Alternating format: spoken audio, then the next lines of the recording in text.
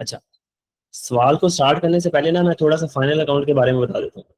देखो, final account के बारे में ना बच्चों के अंदर एक बड़ी मिसकंसेप्शन है, वो ये है, वो समझते हैं कि कोई फाइनल अकाउंट का सवाल ना कोई बम्ब है, ठीक है, जो अगर हमारे पेपर में आ गया तो हमारा पेपर पूरा तबाह हो जाएगा, ठीक है।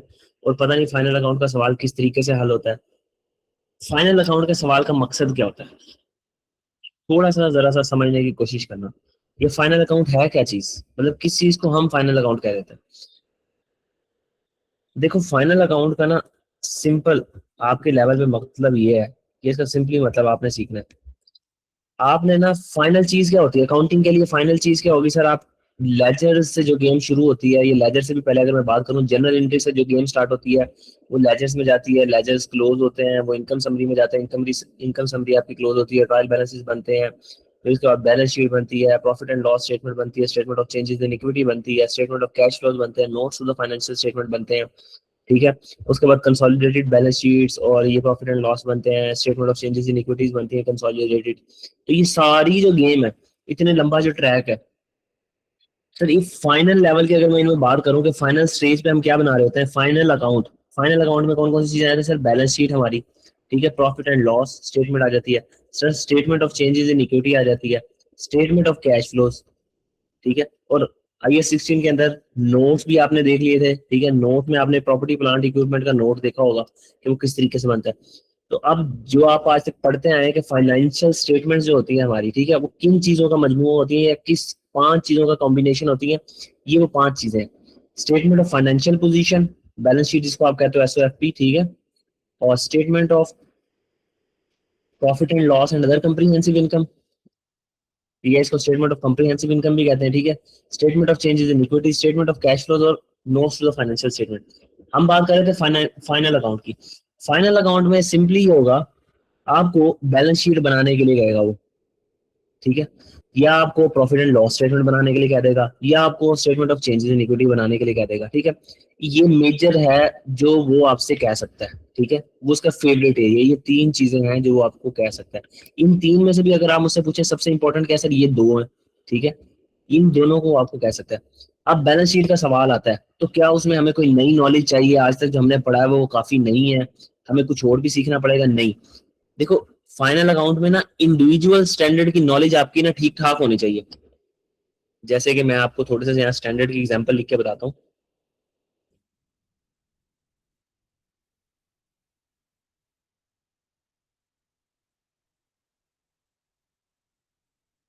हम तीन चार मोटे मोटे स्टैंडर्ड्स पकड़ते हैं, IAS 16, प्रॉपर्टी प्लांट इक्विपमेंट, इनसे हर कोई वाकिफ होता है।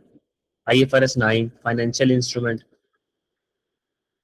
ठीक है, IAS 40 इन्वेस्टमेंट प्रॉपर्टी, IAS 36 को भी पकड़ लेते हैं साथ ही।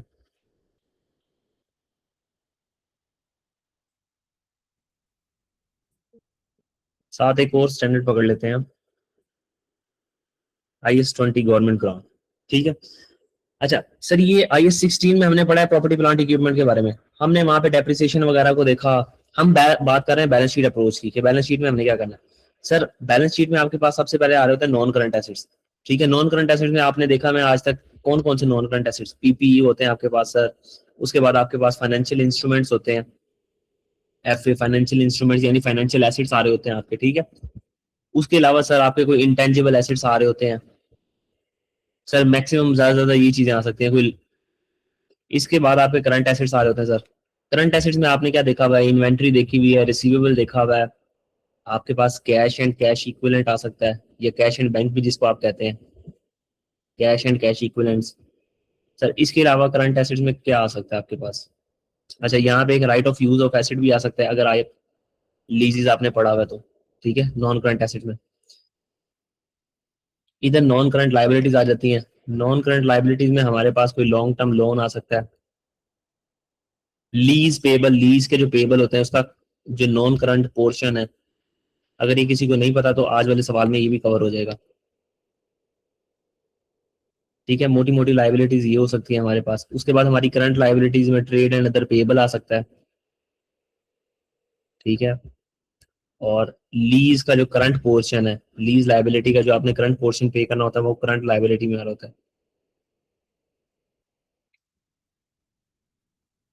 ठीक है सर, ये हमारे कोई मोटे मोटे पेबल है, तो यहाँ टैक्स पेबल भी आ सकता है, इंटरेस्ट पेबल भी आ सकता है। अच्छा, अब फाइनल अकाउंट में क्या होता है सर, फाइनल अकाउंट में पीपी किस वैल्यू पे नजर आ रहा होता है सर, हमें पता है कि हमने आईएस 16 को इंडिविजुअली जब जाके पढ़ा था स्टैंडर्ड को, तो आईएस 16 बताता है कि आपने पहले तो उसको कॉस्ट पे रिकॉर्ड करना है, फिर इनिशियल रिकॉग्निशन यानी पहले दिन जब खरीद के लेकर आओगे तो कॉस्ट पे रिकॉर्ड करना है, कॉस्ट पे रिकॉर्ड करने के बाद जब ईयर एंड आएगा या रिपोर्टिंग डेट आएगी, जिसको आप सब्सिक्वेंट मेजरमेंट भी कहते हो, जब रिपोर्टिंग डेट आएगी आप क्या करोगे, इसमें से डेप्रिसिएशन माइनस करोगे, एक्यूमुलेटेड डेप्रिसिएशन। तो कॉस्ट में से आप इसकी एक्यूमुलेटेड डेप्रिसिएशन माइनस करोगे। एक्यूमुलेटेड डेप्रिसिएशन निकालने के आपने 3-4 तरीके देखे होंगे। आप निकाल लोगे कैरिंग अमाउंट, ठीक है। इस एक्यूमुलेटेड डेप्रिसिएशन के बाद भी अगर कोई ऐसा अनफोरसीन आपकी सर्कमस्टांसेस हो गए जिसकी वजह से एसेट की कैरिंग अमाउंट मजीद गिर गई है, ठीक है, उसके कोई टूट फूट का शिकार हो गया, इम्पेयरमेंट, अब वो इम्पेयरमेंट भी माइनस कर लेते हो। यानी अल्टीमेटली आपने क्या निकालनी होती है, carrying amount. Property plant equipment की क्या निकालनी होती है, कैरिंग अमाउंट। और वो कैसे निकलती है, कॉस्ट में से एक्यूमुलेटेड डेप्रिसिएशन माइनस कर दो, एक्यूमुलेटेड इम्पेयरमेंट लॉस माइनस कर दो, ये जी आ जाती है आपके पास carrying amount. This is the carrying amount which should be reflected in the balance sheet. Sir ये वो कैरिंग अमाउंट है जो हमने बैलेंस शीट पे लाके लिख देनी है। तो क्या ये हमने इंडिविजुअल स्टैंडर्ड के अंदर सीखा हुआ नहीं है? बच्चे समझते हैं कि सर पता नहीं हम यहाँ जाके कोई नई चीज सीखेंगे। आपने हर स्टैंडर्ड में ये देखना है कि ये स्टैंडर्ड हमें कैसे बताता है कि हम पीपीई को बैलेंस शीट में कैसे प्रेजेंट करेंगे। आईएफआरएस 9 फाइनेंशियल इंस्ट्रूमेंट्स जो थे वहां पे अगर आपने मुझसे पढ़ा हो, ठीक है, मैंने वहां पे बार बार बताया था कि ये क्लोजिंग आपकी लायबिलिटी है या ये आपका क्लोजिंग एसेट है जो आपने बैलेंस शीट के फेस के ऊपर रिफ्लेक्ट करना है जाके। तो हर स्टैंडर्ड में अगर आपने इंडिविजुअली सीखा हुआ है कि बैलेंस शीट के फेस के ऊपर क्या जाएगा, प्रॉफिट एंड लॉस में क्या जाएगा, ठीक है, प्रॉफिट एंड लॉस में एक्सपेंस और इनकम जाती है, बैलेंस शीट में एसेट्स और लायबिलिटीज जाते हैं। अगर वो आपने सीखा हुआ, बस आपने यहाँ लाके सिंपली लिख देना है सर, कुछ भी नहीं करना आपने। तो पीपी की हमने क्या निकाल लेनी है सर, कैरिंग अमाउंट। तो बैलेंस शीट में पीपी किस चीज पे आ रहा होता है, कैरिंग अमाउंट पे, बस उसकी कैरिंग अमाउंट निकालो। कैरिंग अमाउंट निकालने के लिए अपनी नॉलेज इस्तेमाल करना आईएस 16 वाली। उसके बाद फाइनेंशियल एसेट्स हैं आपके पास, ठीक है, फाइनेंशियल एसेट्स आपने इन्वेस्टमेंट की हुई है, शेयर के अंदर, बॉन्ड्स के अंदर इन्वेस्टमेंट की हुई है, तो सर सिंपल सी जो उनकी क्लोजिंग वैल्यू आ रही होती है, अगर आप अमोर्टाइज कॉस्ट मॉडल पे चल रहे हो या अगर आप उनको रख रहे हो फेयर वैल्यू थ्रू पीएनएल पे, अगर आपके पास शेयर नहीं है, फेयर वैल्यू थ्रू ओसीआई पे है, तो सिंपली सर आप उनकी क्लोजिंग वैल्यूज निकाल लो उनको रीमेजर करने के बाद। इंटेंजिबल एसेट्स, उनकी अमोर्टाइजेशन माइनस कर देने के बाद जो कैरिंग अमाउंट आती है वो ले लो सर, उसको आप इसको फेस पे दिखा दो इंटेंजिबल एसेट्स को। Right of use of asset क्या एक एसेट है, इसके अंदर से डेप्रिसिएशन माइनस करने के बाद right of use of asset की कैरिंग अमाउंट को आपने बैलेंस शीट के फेस पे दिखा देना है। अच्छा जी, करंट एसेट्स, करंट एसेट में सबसे पहले मैंने लिखा था इन्वेंट्री। तो सर इन्वेंट्री आपने पढ़ी हुई है, इन्वेंट्री बैलेंस शीट के फेस पे किस वैल्यू पे आती है सर, आईएस 2 आप लोगों ने अगर पढ़ा हुआ है तो लोअर ऑफ कॉस्ट और एनआरवी, एनआरवी और कॉस्ट में से जो चीज लोअर है उसको आप सिलेक्ट करो और ला के बैलेंस शीट के फेस के ऊपर लिख दो। सर रिसीवेबल, रिसीवेबल्स हमारे 100 रुपए के रिसीवेबल हैं और सर हमने प्रोविजन क्रिएट की है कि इसमें से नहीं मिलेंगे 20 रुपए के, तो हमने नेट रिसीवेबल 80 रुपए के नेट रिसीवेबल सर हमने ला के बैलेंस शीट के फेस के ऊपर लिख देने हैं। Cash and cash equivalent, sir ये वो पैसे हैं जो हमारे पास पड़े हुए हैं, हो सकता है कि हमने बैंक से उधार की फैसिलिटी ली हो, रनिंग फाइनेंस फैसिलिटी ली हो, तो ये कैश एंड कैश इक्विवेलेंट आपकी लायबिलिटी भी हो सकती है, हमेशा एसेट नहीं होगा। किसी का यहाँ तक कोई क्वेश्चन है तो मुझसे पूछ ले, किसी का यहाँ तक कोई क्वेश्चन है? सर पीपी की कैरिंग अमाउंट आएगी, इंटेंजिबल एसेट की कैरिंग अमाउंट आएगी। अगर आपने इंडिविजुअली स्टैंडर्ड्स को पढ़ा हुआ अच्छे तरीके से तो आपका फाइनल अकाउंट का सवाल कहीं नहीं जा सकता। 50% तो आप 100% किसी ना किसी तरीके से सॉल्व कर ही लोगे। अभी देख लेना आज के सवाल में क्या निकलता है। फाइनल अकाउंट का जो एरिया होता है मोस्ट इजीएस्ट एरिया होता है अगर आप उसको कैच कर लो। चले आगे चलते हैं। नॉन करंट लायबिलिटीज में हमारे पास लॉन्ग टर्म लोन्स आ रहे हैं सर, लोन की कैरिंग वैल्यू हमने निकाल लेनी है और यहाँ पे लिख देनी है। लीज लायबिलिटी जो है हमने अमोर्टाइजेशन टेबल बनाया होता है और उसमें हमारे पास क्लोजिंग लायबिलिटी आ रही होती है, वहां जाके मैंने बताया था कि ये लायबिलिटी है जो आपने बैलेंस शीट के फेस के ऊपर जाकर लिख देनी है, ठीक है। उसको करंट पोर्शन और नॉन करंट पोर्शन में कैसे तोड़ना है आज देख लेंगे एक बार दोबारा से, ठीक है। ट्रेड अदर पेबल्स आप लिख दोगे सर आके, लीज लायबिलिटी का करंट पोर्शन लिख दोगे, टैक्स पेबल इजीली आप लिख सकते हैं, ठीक है। अगर कोई टैक्स का आपको दिया हुआ है कि ओपनिंग पेबल आपका इतना था, लेट्स सपोज 100 और पेबल बढ़ के आपका इस वक्त पहुंच चुका है 150 के ऊपर, तो सर इस बार आपका 50 रुपए का tax expense for the year मजीद है, ठीक है। और इसमें अगर आपने कोई कैश पे कर दिया लेट्स सपोज 40 रुपए का, तो आप बैलेंसिंग फिगर निकाल लोगे सर। ये एक जैसे नॉर्मल पेबल का अकाउंट होता है, ये वैसे टैक्स पेबल को भी आप एक नॉर्मली डील करो। अगर आपने कैश फ्लो पढ़ा हुआ है तो वहां से भी आपको थोड़ा बहुत आइडिया होगा। अच्छा, फिर उसके बाद मैं कह रहा था IS 40 इन्वेस्टमेंट प्रॉपर्टी देख लो, आप फेयर वैल्यू मॉडल पे चल रहे हो या कॉस्ट मॉडल पे चल रहे हो, इन्वेस्टमेंट प्रॉपर्टी को आप उसके तरीके से अकाउंट फॉर करो और जो कैरिंग अमाउंट उठा आए उस इन्वेस्टमेंट प्रॉपर्टी को यहाँ पे लाके लिख दो उसकी कैरिंग अमाउंट। IS 36 में जो आपके पास इंपेयरमेंट है उसको अकाउंट फॉर करो, कैरिंग अमाउंट में से क्यूमुलेटेड डेप्रिसिएशन माइनस करो, उसके बाद सारी क्यूमुलेटेड इंपेयरमेंट लॉस माइनस करो, फिर जो कैरिंग अमाउंट बचे वो जाके बैलेंस शीट के फेस के ऊपर लिख दो। अब ये तो सारी सारी होगी बातें। सर एक सवाल देखते हैं फिर हमें समझ आएगा कि हमने करना क्या। ये तो थी एक अप्रोच कि वो सारे एडजस्टमेंट्स दे आप लोगों को और कहे कि मुझे ऐसे ऐसे ना आप सवाल करके दे दो। सेकंड अप्रोच ये है, वो कहेगा कि मैं बैलेंस शीट बना देता हूँ, सब कुछ कर देता हूँ, बीच में आपको बताएगा सर गलतियां, ये होता है उसका फेवरेट एरिया, उसने ये गलती कर दी, उसने ये गलती कर दी। अगर आपको एग्जैक्ट सेम ट्रीटमेंट पता है सर, गलती अगर वो ना करता और उसको क्या करना चाहिए था, तो आपके लिए कोई मुश्किल नहीं है। तो सर हमने सिर्फ देखना है कि उसने क्या गलती की, उसकी गलती को हम सुधारेंगे और अपना सवाल करते जाएंगे। अच्छा, तो सर ये हमारे पास जी न्यू क्रैगल को है, ठीक है, उसका ट्रायल बैलेंस आपको दिया हुआ है एज एट 31 दिसंबर 2001। अगर आप लोगों को ट्रायल बैलेंस थोड़ा सा भूल गया हो ना, तो टी अकाउंट जो बने होते हैं उनके जो क्लोजिंग बैलेंसेस होते हैं, कैरी डाउन बैलेंसेस, आप उनको नेचर के हिसाब से लाके लिख देते हो। इस साइड को कहते हैं सर डेबिट साइड और ये साइड होती है क्रेडिट साइड, ठीक है। अगर एक एसिड है फॉर एग्जांपल, एसिड की नेचर क्या होती है, डेबिट, तो एसिड का क्लोजिंग बैलेंस डेबिट साइड पे आ रहा होगा। अगर ये लाइबिलिटी का टी अकाउंट होता तो लाइबिलिटी की क्या नेचर होती है, क्रेडिट, तो उसका बैलेंस कहाँ आ रहा होता है सर, ये हमारे पास एक लाइबिलिटी जैसे नीचे लिखा हुआ है लोन पेबल, तो उसका बैलेंस कहाँ आ रहा होता है सर, ये 5,000 क्रेडिट साइड पे, ठीक है। थोड़ा सा मैंने आपको रिमाइंड करवा दिया अगर ट्रायल बैलेंस आप लोगों को भूल गया हो। तो ये डेबिट साइड है और दूसरी है क्रेडिट साइड। अच्छा, वो कह रहे हैं सर प्रॉपर्टी की कॉस्ट, आपको ट्रायल बैलेंस दिया हुआ, ड्राफ्ट ट्रायल बैलेंस है, ये फाइनल ट्रायल बैलेंस नहीं है, यानी इसके अंदर अभी एडजस्टमेंट होनी है, कुछ एंट्रीज अभी नहीं हुई। आपको कह रहा है प्रॉपर्टी की कॉस्ट है 32,500 और प्रॉपर्टी की एक्यूमुलेटेड डेप्रिसिएशन है, देखो एक्यूमुलेटेड डेप्रिसिएशन कॉन्ट्रा अकाउंट है एसिड का, तो इसकी नेचर क्या होती है, क्रेडिट, इसलिए क्रेडिट साइड पे आ रहा है। तो सर आपको ओपनिंग एक्यूमुलेटेड डेप्रिसिएशन दी है, यकम जनवरी 2001 की एक्यूमुलेटेड डेप्रिसिएशन दी है, हमारा ईयर एंड है 31 दिसंबर 2001, यानी इस साल की डेप्रिसिएशन की एंट्री अभी नहीं हुई। और 99.99% केस में आपने याद रखना है कि एक्यूमुलेटेड डेप्रिसिएशन के अकाउंट के अंदर आप डेप्रिसिएशन फॉर द ईयर की एंट्री करोगे जब भी फाइनल अकाउंट का सवाल आया, अनलेस और अनटिल वो कहता है कि मैंने सब कुछ किया हुआ है। और मुझे कैसे पता लगा सर इसके अंदर डेप्रिसिएशन रिकॉर्ड करनी है मैंने, क्योंकि ये मेरे पास एक्यूमुलेटेड डेप्रिसिएशन का जो बैलेंस दिया हुआ है ओपनिंग दिया हुआ है, हमें चाहिए एक्यूमुलेटेड डेप्रिसिएशन का बैलेंस क्लोजिंग 31 दिसंबर 2001 के ऊपर।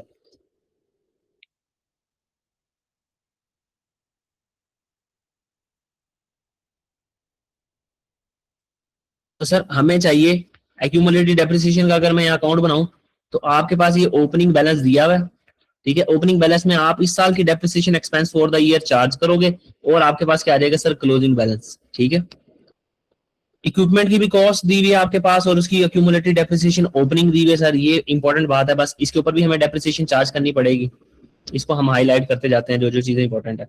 उसके बाद सर हमारे पास फाइनेंशियल एसेट आ रहे हैं, फाइनेंशियल एसेट्स 3500 के, ठीक है सर। उसके बाद इन्वेंट्रीज आ रही हैं, कुछ ट्रेड रिसीवर्स आ रहे हैं, और आज cash and cash equivalent sir हमारी लाइबिलिटी है, देखो क्रेडिट साइड पे आ रहे हैं, तो इसका मतलब है हमने कोई पैसे देने हैं बैंक से, ठीक है। तो कैश एंड कैश इक्विवेलेंट, अगर आप लोगों ने कैश फ्लो पढ़ा हो तो आप लोगों को याद होगा कैश एंड कैश इक्विवेलेंट में चार चीजें आ रही होती हैं, ठीक है, कैश एंड कैश इक्विवेलेंट। तो मैं उन चार चीजों की डिटेल में नहीं जाऊंगा, मोटी मोटी के हमारे क्या आ रहे होते हैं सर, शॉर्ट टर्म लोन्स आ रहे होते हैं उसके अंदर, और इसके अलावा कैश इन हैंड आ रहा होता है, कैश एट बैंक आ रहा होता है, ठीक है। तो ये हमारी जी लाइबिलिटी है, बस आपको इतना पता होना चाहिए कि cash and cash equivalent normally हमारा जो होता है एसेट होता है, एसेट होता है तो सर इसका बैलेंस आ रहा होता है यहाँ, और अगर इसका क्रेडिट साइड पे बैलेंस आ रहा है तो इसका मतलब लाइबिलिटी है। ओपनिंग रिटेन अर्निंग उसने दी है सर हमारे पास, रिटेन अर्निंग एज एट यकम जनवरी 2001, हमारे पास ओपनिंग रिटेन अर्निंग दी हुई है, शेयर कैपिटल दिया हुआ है, लोन पेबल दिया हुआ है, ट्रेड एंड अदर पेबल्स दिए हुए हैं, ठीक है। और कह रहा है आपको प्रॉफिट भी निकाल के दिया हुआ है, draft profit before the tax, tax से पहले आपको प्रॉफिट निकाल के दिया हुआ है 4420। अच्छा, ट्रायल बैलेंस भी अल्हम्दुलिल्लाह उसका टाई है, ठीक है, debit side is equal to credit side. तो हमसे करवाना क्या चाह रहा है, नीचे चलते हैं और इसकी रिक्वायरमेंट पढ़ते हैं। सबसे पहले देखो रिक्वायरमेंट को अंडरस्टैंड करना सबसे ज्यादा जरूरी है। अच्छा, रिक्वायरमेंट नंबर ए, वो कह रहा है calculate using pre formatted table provided, हमने आपको एक प्री फॉर्मेटेड टेबल दिया है नीचे, ठीक है, न्यू क्रैगल को के लिए एडजस्टेड प्रॉफिट आपने बताना है। सर ये अनएडजस्टेड ट्रायल बैलेंस आपको दिया हुआ था, आपको कैसे पता लगा सर ये अनएडजस्टेड ट्रायल बैलेंस है? क्योंकि उसने लिखा भाई ये ड्राफ्ट है, ड्राफ्ट अभी फाइनल नहीं हुआ, इसके अंदर कुछ ना कुछ मिस्टेक्स होंगी, ठीक है, कोई मसले मसाइल होंगे। सर कैसे मसले मसाइल होंगे? ये देखो मसले मसाइल की पूरी लिस्ट आ रही है कि इसके अंदर ये मसले मसाइल हैं। अभी हम इस सारे मसले मसाइल पढ़ेंगे और इसको बारी बारी ठीक करेंगे। तो सर बिल्कुल आसान सा सवाल होगा, घबराने की बिल्कुल भी जरूरत नहीं है, बस अच्छे तरीके से समझते जाना है। तो सर हमने इस अनएडजस्टेड प्रॉफिट को पकड़ना है और इसको एडजस्ट करके लिख देना है। अच्छा सर अब याद रखना, जब भी तुम्हें अनएडजस्टेड प्रॉफिट वो दे दे और कहे एडजस्टमेंट करके मुझे सही प्रॉफिट निकाल के दो, तो तुमने सिर्फ ये देखना है कि प्रॉफिट को कौन सी चीजें इफेक्ट करती हैं। सर प्रॉफिट को सिर्फ दो चीजें इफेक्ट करती हैं, एक इनकम और एक एक्सपेंसेस। अगर कोई एक्सपेंस इंक्रीज हुआ तो वो प्रॉफिट को क्या कर देगा सर? डिक्रीज। हमने सिंपल क्या करना है सर, प्रॉफिट को आकर डिक्रीज कर देना है अगर कोई एक्सपेंस इंक्रीज हो रहा हुआ, ठीक है। और सर अगर कोई इनकम इंक्रीज हुई तो उससे प्रॉफिट क्या हो जाएगा सर? इंक्रीज। तो हमने बस ये ख्याल करना है कि अगर कोई इनकम इंक्रीज हो रही है तो हमने आके सिंपली हमने आगे क्या करना है सर, उसको ऐड कर देना है प्रॉफिट के अंदर, तो हमारा प्रॉफिट खुद ब खुद एडजस्ट हो जाएगा। तो ये हमारे पास दिया हुआ उसने प्री फॉर्मेटेड टेबल, हम इसी को इस्तेमाल कर लेते हैं, ये प्री फॉर्मेटेड टेबल को। तो मुझे बताओ किसी को यहाँ तक कोई मसला है? अगर किसी का कोई सवाल है यहाँ तक तो वो पूछ सकता है मुझसे, नहीं तो फिर मैं बिस्मिल्लाह पढ़ता हूँ और सवाल को स्टार्ट करते हैं।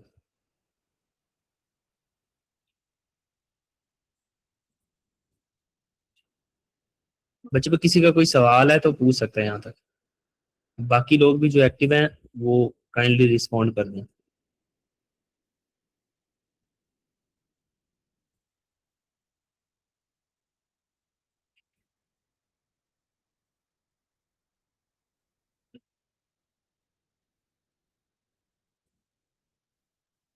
मोहम्मद सलमान और राह महीन, नाम अगर मैं सही ले रहा हूँ तो।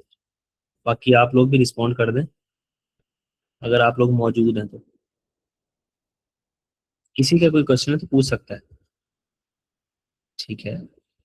चलिए स्टार्ट करते हैं क्वेश्चन को।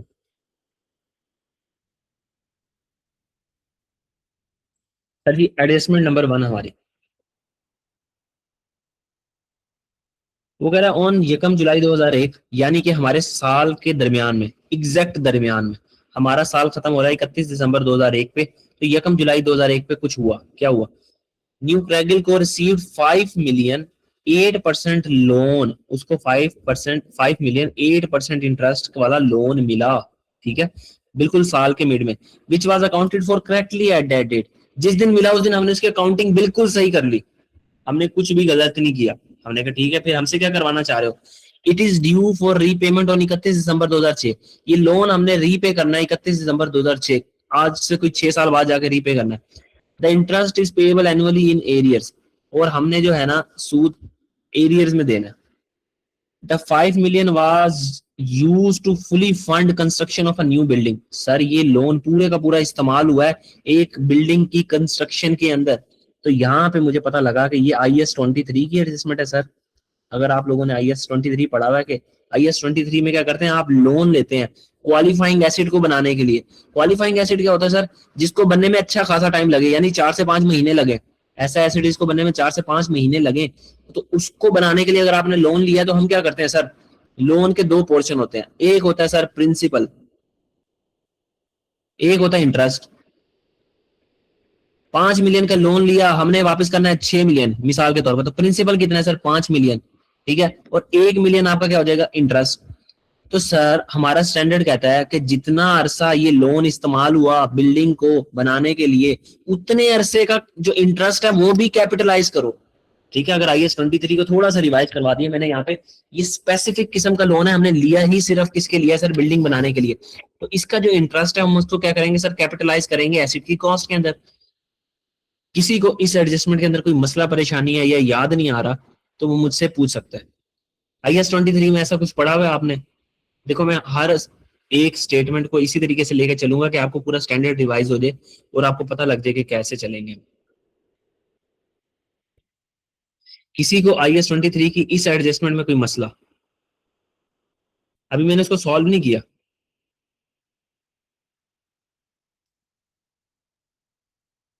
चलिए इसको सॉल्व करने की तरफ चलते हैं।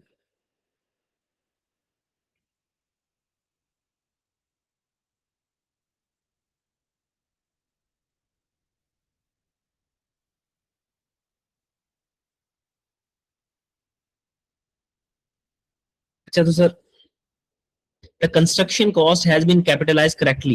वो कह रहा है कंस्ट्रक्शन के ऊपर जितनी भी कॉस्ट आई थी वो सारी की सारी कैपिटलाइज हो गई, but no other accounting entries in respect of the property और loan have been made since that date.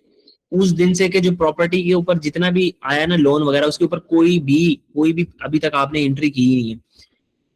The construction cost has been correctly capitalise. Construction के ऊपर आने वाली जितनी कॉस्ट थी आपने उसको कैपिटलाइज कर दी है। सर ये जो 5 मिलियन का आपने लोन लिया है ना, आपने इस लोन को पहले एंट्री की होगी अपने पास कि मुझे लोन मिला कैश डेबिट 5 मिलियन से, और पेएबल क्रेडिट आपने ऐसी एंट्री की होगी कि ये लोन ले लिया मैंने, ठीक है, इसको अपने पास लाइबिलिटी के तौर पर रिकॉर्ड कर दिया। फिर ये मैंने लोन इस्तेमाल किया कंस्ट्रक्शन ऑफ अ बिल्डिंग, तो IS-23 आगे बढ़ा और IS-23 ने कहा अब इस लोन को आप प्रॉपर्टी की कॉस्ट में अंदर ऐड कर दो, ठीक है। तो आपने पीपी डेबिट कर दिया और पेएबल पीपी को 5 मिलियन से डेबिट कर दिया सिंपली सर। ये आप ऐसे कर लो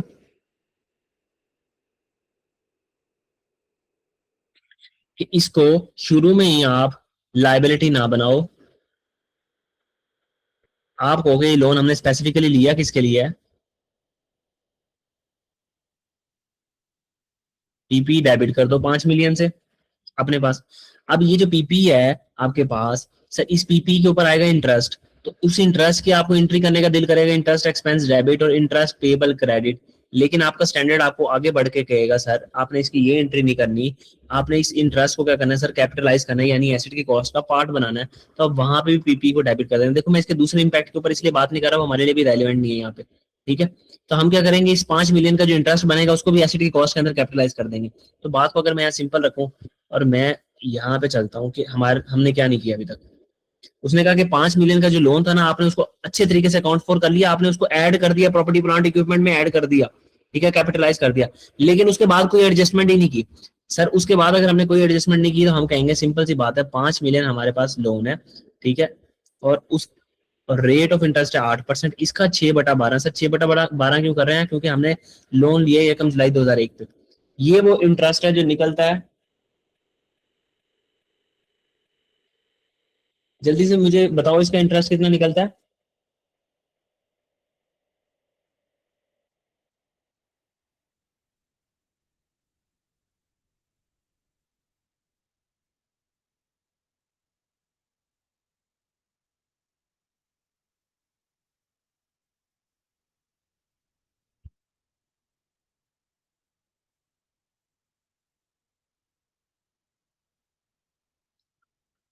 जल्दी से बताओ बच्चों इसके इंटरेस्ट की वैल्यू क्या निकलती है।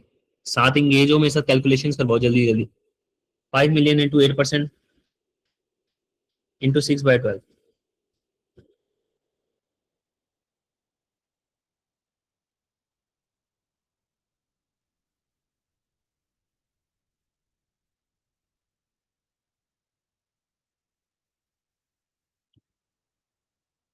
ठीक है, इसको हम थाउजेंड में लेके चल लेते हैं, फिगर्स को हम थाउजेंड में रख लेते हैं। सर ये हमारे पास आ गया 200। तो ये 200 हमने क्या करना है, सिंपली एसिड की कॉस्ट के अंदर ऐड कर देना। इस 200 की एंट्री बता रहा था मैं, ये आ गया हमारे पास 200। तो हमने क्या करना है, इसको एसिड का कॉस्ट का पार्ट बना देना, ठीक है, पीपी डेबिट कर देना और इंटरेस्ट पेबल या अदर पेबल, कुछ भी पेबल, ठीक है, पेबल क्रेडिट कर देना 200 से। तो सर अब आप क्या करोगे, सिंपल से वो कह रहा है मैंने कोई एंट्री नहीं की हुई, तो पीपी के अंदर यहाँ के आपने 200 रुपए ऐड कर देना है। लेकिन सर क्या हम बैलेंस शीट भी बना रहे हैं जी, सेकंड रिक्वायरमेंट में हमने बैलेंस शीट भी बनानी है, सेकंड रिक्वायरमेंट में हमने बैलेंस शीट भी बनानी है। इस एंट्री का क्या हमारे प्रॉफिट के ऊपर कोई इंपैक्ट पड़ेगा? नहीं सर, इस एंट्री में सिंपल एक काम हुआ है, पीपी इंक्रीज हुआ है। हमने वो चीजें लेनी है जिससे इनकम इंक्रीज हो या डिक्रीज हो, या एक्सपेंस इंक्रीज हो या डिक्रीज हो, क्योंकि प्रॉफिट को डायरेक्टली एक्सपेंसेस और इनकम हिट करते हैं, एसेट्स और लायबिलिटीज हिट नहीं करती। तो इस एडजस्टमेंट का कोई इंपैक्ट नहीं आएगा, ये हमने जो यहाँ वर्किंग करनी है इसके ऊपर कोई इंपैक्ट नहीं आएगा। दूसरी एडजस्टमेंट पढ़ लो कि आपने क्या स्टेटमेंट ऑफ फाइनेंशियल पोजीशन भी बनानी है, तो साथ साथ हम स्टेटमेंट ऑफ फाइनेंशियल पोजीशन को भी देखते जा रहे हैं। तो पीपी डेबिट हुआ हमारे पास और इंटरेस्ट पेबल क्रेडिट हुआ। तो यहाँ पेबल के अंदर आके भी हम यहाँ 200 रुपए ऐड कर देते हैं कि यहाँ पे 200 रुपया हमने ऐड कर दिया, रुपीज इन थाउजेंड में हम चल रहे हैं। ठीक है सर, किसी को इस एडजस्टमेंट के अंदर कोई मसला परेशानी आई हो तो पूछ लो।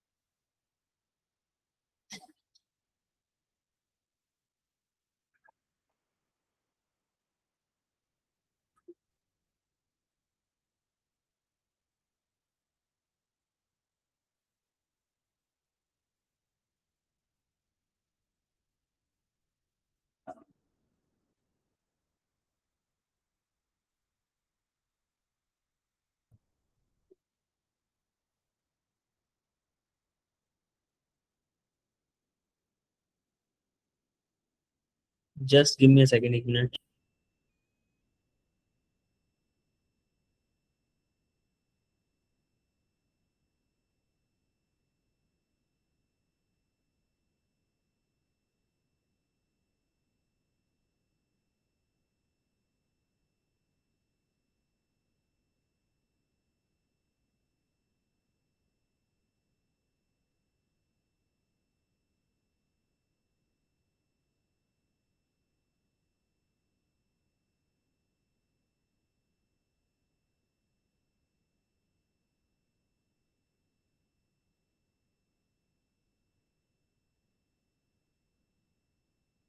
चलें जी, ये तो होगी हमारी एडजस्टमेंट। अगली एडजस्टमेंट की तरफ चलते हैं।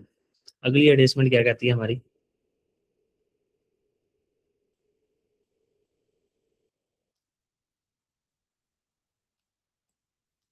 अगली एडजस्टमेंट कहती है हमारे पास,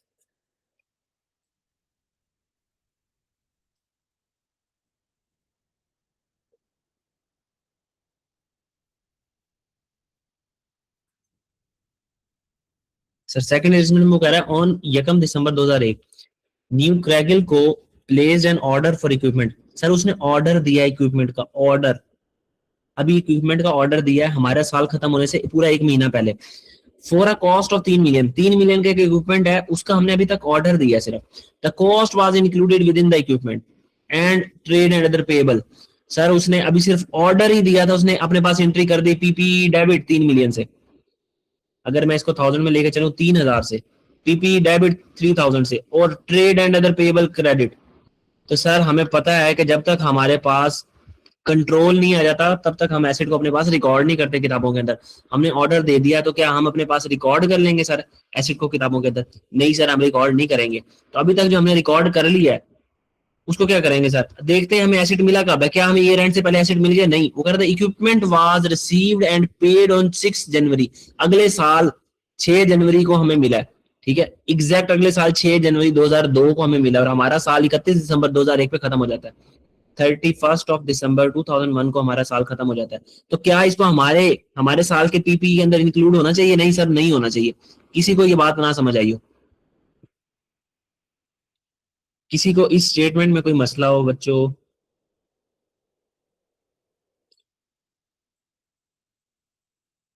तो हमने कहा सर अब ये पीपी के अंदर इंक्लूड हुआ हुआ है, हमने जाके इसको पीपी में से, इक्विपमेंट में से यहाँ से निकाल दिया, क्योंकि इक्विपमेंट है ना, हमने ऑर्डर किया था। तो हमने कहा 3000 यहाँ से निकाल दो बैलेंस शीट में, और ट्रेड एंड अदर पेबल में से भी 3000 निकाल दो। ठीक है, 3000 हमने निकाल दिया सर।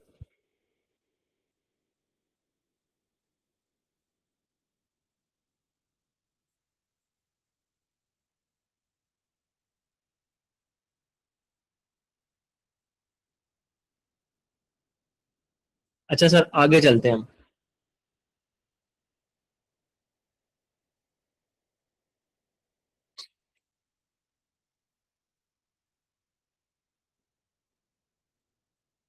ओके, तो सर इसका हमारा वर्किंग ए पे कोई इम्पैक्ट होगा? बच्चों इसका वर्किंग ए पे क्या इम्पैक्ट होगा? सेकंड एडजस्टमेंट का वर्किंग ए के ऊपर क्या इंपैक्ट होगा? हम अनएडजस्टेड प्रॉफिट के ऊपर भी इंपैक्ट देख रहे हैं ना, तो इससे अनएडजस्टेड प्रॉफिट पे क्या इंपैक्ट होगा? जल्दी से बताओ, और वजह भी बताओ इसके ऊपर। अनएडजस्टेड प्रॉफिट पे इंपैक्ट होगा तो क्यों होगा, अगर नहीं होगा तो क्यों नहीं होगा? जितना ज्यादा इंगेज होगे उतने ज्यादा तुम्हारे। क्या हमने इसको एक्सपेंस रिकॉर्ड किया हुआ था खतीजा? हमने इसको एक्सपेंस रिकॉर्ड किया हुआ था। मैंने क्या एंट्री की थी? पीपी डेबिट और पेबल क्रेडिट। क्या मैंने इसको एक्सपेंस के तौर पर रिकॉर्ड किया हुआ था?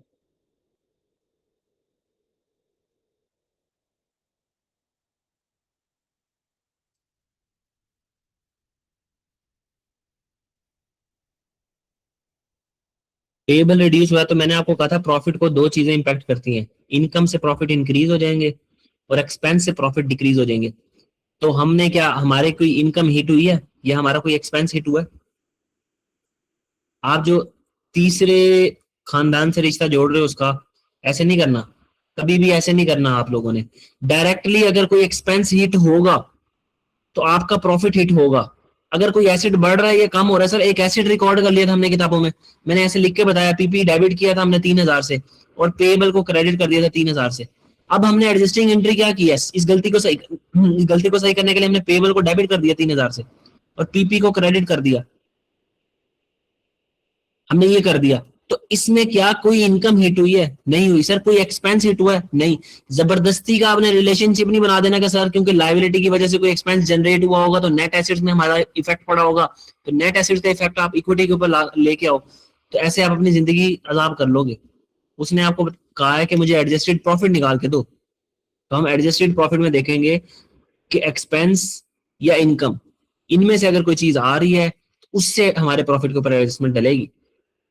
तो बच्चों समझ आ गई कि इसका कोई इंपैक्ट नहीं होगा हमारी एडजस्टेड प्रॉफिट की वर्किंग के ऊपर, बैलेंस शीट पे जरूर होगा। इसलिए मैंने बैलेंस शीट में जाके ऊपर इक्विपमेंट में से 3,000 लेस कर दिया और नीचे पेबल में से 3,000 लेस कर दिया। क्लियर?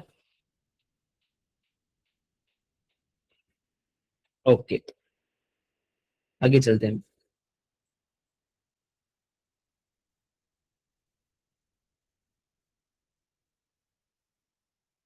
इसको तो रटा लगा लो ना, बिल्कुल याद होना चाहिए कि एडजस्टेड प्रॉफिट आपने जब भी निकालना है तो अनएडजस्टेड को पकड़ के उसमें से इनकम एक्सपेंसेस एड लेस करने हैं आपने, बस। ये एग्जामिनर का फेवरेट एरिया होता है। उसके बाद सर तीसरी एडजस्टमेंट, वो कह रहा था property includes a land of 12 million. ये सर मशहूर जमाना डेप्रिसिएशन की एडजस्टमेंट। एक प्रॉपर्टी है जिसके अंदर लैंड पड़ी हुई है 12 मिलियन की, और न्यू कैगिल को जो है ना डेप्रिसिएशन पॉलिसी, क्या प्रॉपर्टी को आपने डेप्रिशिएट करना है 20 साल की लाइफ के ऊपर, इक्विपमेंट को आपने 25 साल के डिमिनिशिंग बैलेंस मेथड के ऊपर। ठीक है, तो प्रॉपर्टी की जो कॉस्ट है सर उसको कॉस्ट को ऊपर रखना है, रेजिडुअल वैल्यू कोई दी भी नहीं सवाल में, यूजफुल लाइफ पे डिवाइड करके पूरे साल की डेप्रिसिएशन रिकॉर्ड करनी है आपने। इक्विपमेंट की आपने क्या करना है, बुक वैल्यू पे रेट निकाल लगा देना है। और right of use of acid को आपने भी सिंपल क्या करना है, straight line method of depreciation के ऊपर उसको क्या करना है, अकाउंट फॉर करना है। तो सर ये जो आपके पास दो है ना, पहले मुझे इनकी डेप्रिसिएशन निकाल के दो, आपको चांस देता हूँ, 2 मिनट देता हूँ, मैंने तो खुद तो करवा ही देना है। ये सामने आपके क्वेश्चन है, ये जी प्रॉपर्टी की कॉस्ट दी भी है, इसको आपने 20 साल पे अमोर्टाइज करना है, और आपके पास जो इक्विपमेंट है उसको आपने किस पे, 25% रेट पे। अब सिंपल एक बात याद रखना, इस इक्विपमेंट में से आपने 3,000 का इक्विपमेंट हटा देना है, इस प्रॉपर्टी में से लैंड को हटा देना पहले। ठीक है, फिर बाकी जो चीजें बचेगी कुचेगी उसके ऊपर आपने क्या करना है, डेप्रिसिएशन निकालनी है। मुझे डेप्रिसिएशन निकाल के दो।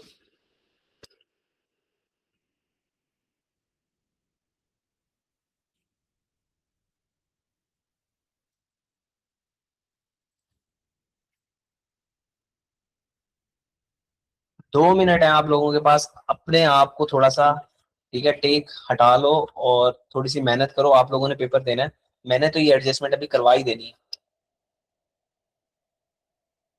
सिंपल डेप्रिसिएशन की एडजस्टमेंट है जो आप कब से पढ़ते आ रहे हो। अगर आप लोगों से अब ये नहीं होती तो फिर आप ये देख लो कि आप लोगों की तैयारी का लेवल कहाँ पे है। तो मैं इसको स्क्रीन पे ले आता हूँ, एग्जैक्ट 9:22 पे मैं चेक करूंगा, 5 मिनट आपके पास। हालांकि ये 1 मिनट की एडजस्टमेंट है टोटल।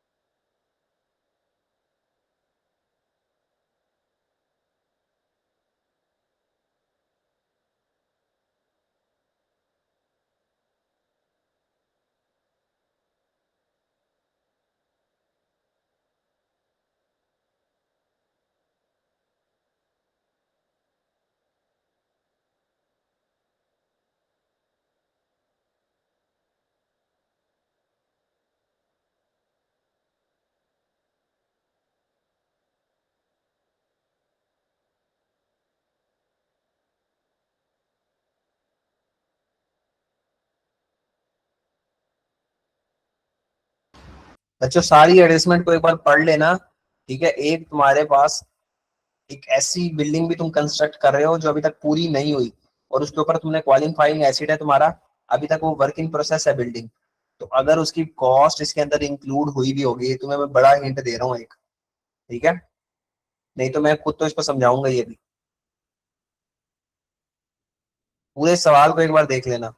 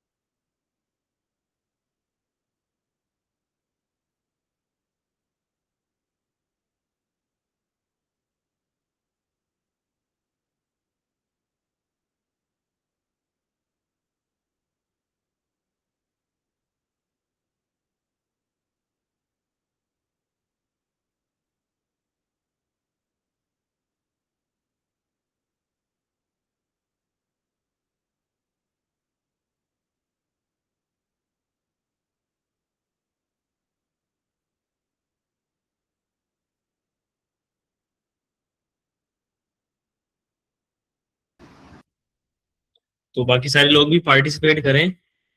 पहला गैर हतमी गैर सरकारी नतीजा आ गया खदीजा की तरफ से।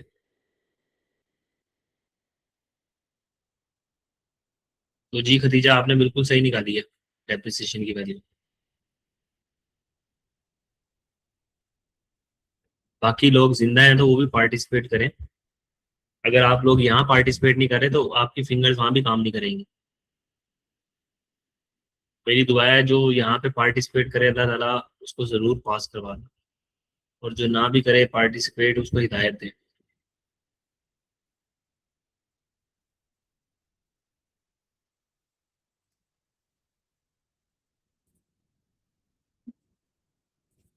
1 मिनट है आप लोगों के पास।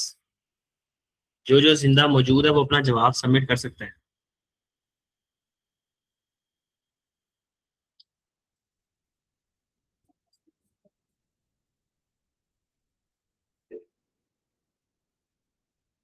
ठीक है, 2 बच्चे के आंसर्स आ गए हैं। सलमान, आपका आंसर नहीं आया। जानवी का आंसर भी नहीं आया। और रायहा का आंसर भी नहीं आया।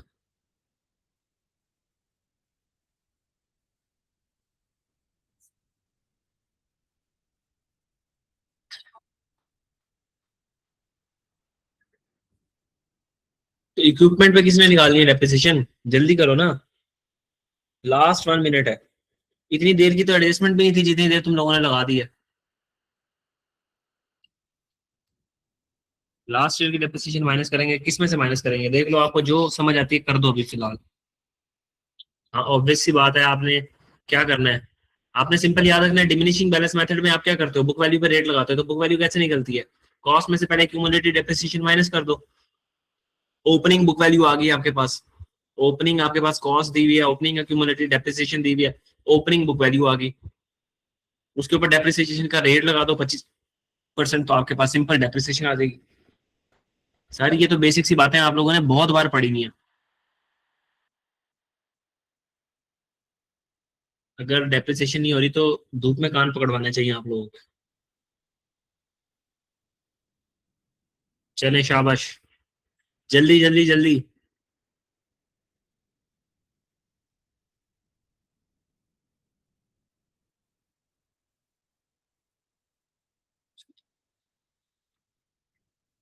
मुस्ताबशिरा, आपका आंसर नहीं आया अभी तक, अगर मैं आपका नाम सही प्रोनाउंस कर रहा हूँ। जल्दी करो जल्दी, क्या आप लोगों का आंसर आता है 1195000? चलो शाबाश। तो जी हम करते हैं अब। इतनी मुश्किल तो सर एडजस्टमेंट में नहीं थी जितना आप लोगों ने टाइम लगा दिया इसके ऊपर। तो सिंपल सी बात है सर, उसने आपको यहाँ बोला हुआ है, मैं यहाँ पे इसको खोलने की बजाय मैं यहाँ पे ऐसे कर देता हूँ। चलो इसको यहाँ पे ओपन कर देते हैं ताकि आपको पता रहे कि हमने कैसे किया।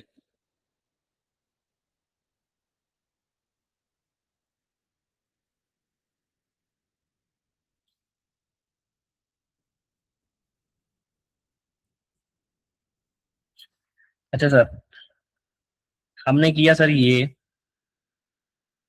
एक तो हमारे पास आ रहा है प्रॉपर्टी, यहाँ लिख लेते हैं। एक हमारे पास आ रही है प्रॉपर्टी, और एक हमारे पास आ रहा था इक्विपमेंट।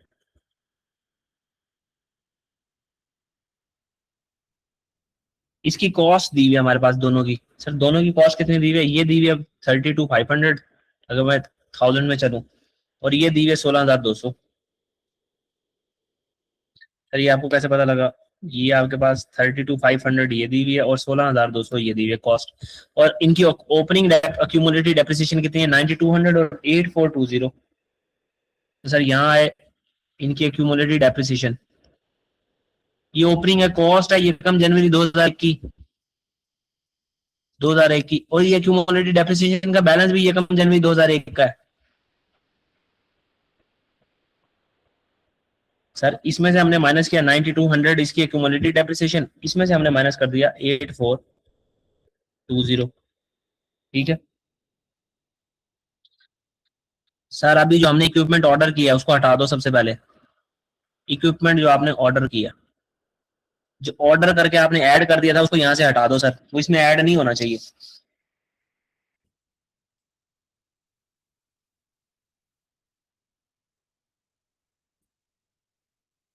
वो इसमें ऐड नहीं होना चाहिए। अच्छा, प्रॉपर्टी की निकाले थे हम डेप्रिसिएशन, तो प्रॉपर्टी की डेप्रिसिएशन निकालने के लिए सर सिंपल सी बात है, आप क्या करोगे? आपको ओके सर, ये आ रही है डेप्रिसिएशन, इसको हम लगाते हैं स्टार, प्रॉपर्टी लगाएंगे। 20 साल के ऊपर हमने इसको डेप्रिशिएट करना है, 20 साल। इसमें से पहले सबसे पहले तो सर 12,000 रुपये हटा दो, किस चीज का? लैंड का। उसने सवाल में बोला था कि आपके पास जो है प्रॉपर्टी के अंदर एक लैंड भी आ रही है, ये देखो प्रॉपर्टी के अंदर एक 12 मिलियन की लैंड है, यानी 12,000 की, तो हमने सबसे पहले हटा दिया, लैंड को डेप्रिशिएट ना कर देना। ठीक है, कामयाब चार्टर्ड अकाउंटेंट्स, इसको डेप्रिशिएट ना कर देना।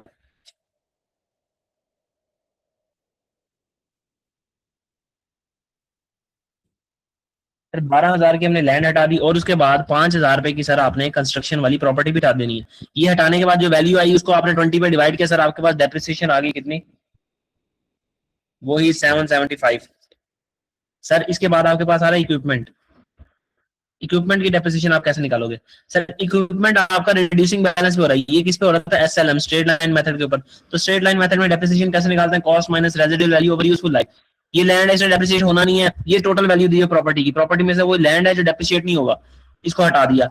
सर वर्क इन प्रोसेस है अभी, अभी बन के कंप्लीट नहीं हुई, जब बन के कंप्लीट हो जाएगी, अवेलेबल फॉर यूज हो जाएगी,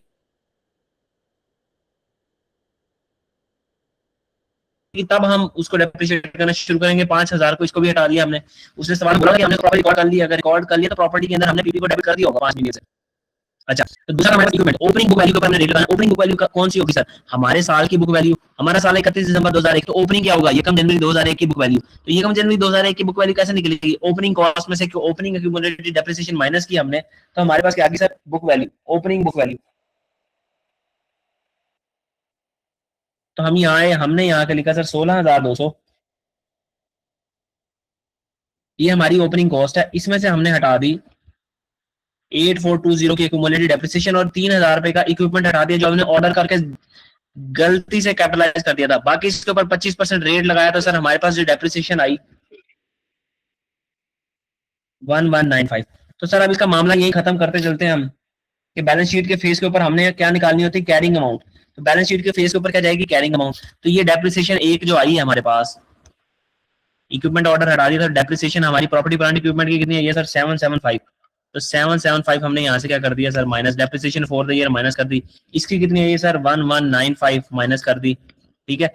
अब एक छोटी सी चीज, क्या सर हमने एक कैपिटलाइज भी किया था इंटरेस्ट, एडजस्टमेंट नंबर 1 याद होगा आपको, कैपिटलाइज किया था 300 से इंटरेस्ट, सॉरी 200 से। तो वो पीपी के अंदर ऐड कर देना है। तो पीपी की कैरिंग अमाउंट क्या आई, पीपी की कैरिंग अमाउंट आई सर 22725। ये कैरिंग अमाउंट है एज एट 31 दिसंबर 2001। ये वो कैरिंग अमाउंट है जो बैलेंस शीट के फेस पे जाएगी। और इसी तरीके से इक्विपमेंट की कैरिंग अमाउंट क्या आएगी सर, इसको अगर हम हाईलाइट कर दें, ये ले इक्विपमेंट की कैरिंग अमाउंट है हमारे पास, ये उसकी ओपनिंग कॉस्ट, ये ओपनिंग एक्यूमुलेटेड डेप्रिसिएशन माइनस की इक्विपमेंट जो हमने गलती से ऑर्डर कर दिया उसको हटा दिया, इस साल की डेप्रिसिएशन माइनस करने के बाद कैरिंग अमाउंट हमारे पास आ गई सर 3585। तो ये याद रखना, ये हम जब बैलेंस शीट बनाएंगे तो इसके फेस पे ले जाएंगे। अब प्रॉफिट के ऊपर क्या इंपैक्ट पड़ेगा सर, इस साल की डेप्रिसिएशन रिकॉर्ड हुई है प्रॉपर्टी की 775 से और इसकी 1195 से। तो ये जो हमने डेप्रिसिएशन रिकॉर्ड की है सर, इसको हम रिकॉर्ड करेंगे। डेप्रिसिएशन एक्सपेंस के बढ़ने की वजह से क्या होगा, हमारा प्रॉफिट नीचे आ जाएगा, डेप्रिसिएशन की वजह से हमारा प्रॉफिट क्या आ जाएगा नीचे। तो यहाँ आते हैं हम, और सबसे पहली एडजस्टमेंट, यहाँ हम इसको कर लेते हैं रेड से ताकि आप लोगों को याद रहे। तो हम कहेंगे सर ये आ गई डेप्रिसिएशन ऑन प्रॉपर्टी, किस चीज के ऊपर डेप्रिसिएशन आई है सर, प्रॉपर्टी के ऊपर। और वो कैसे निकलेगी आपके पास, वो ब्लू से निकाल लेते हैं।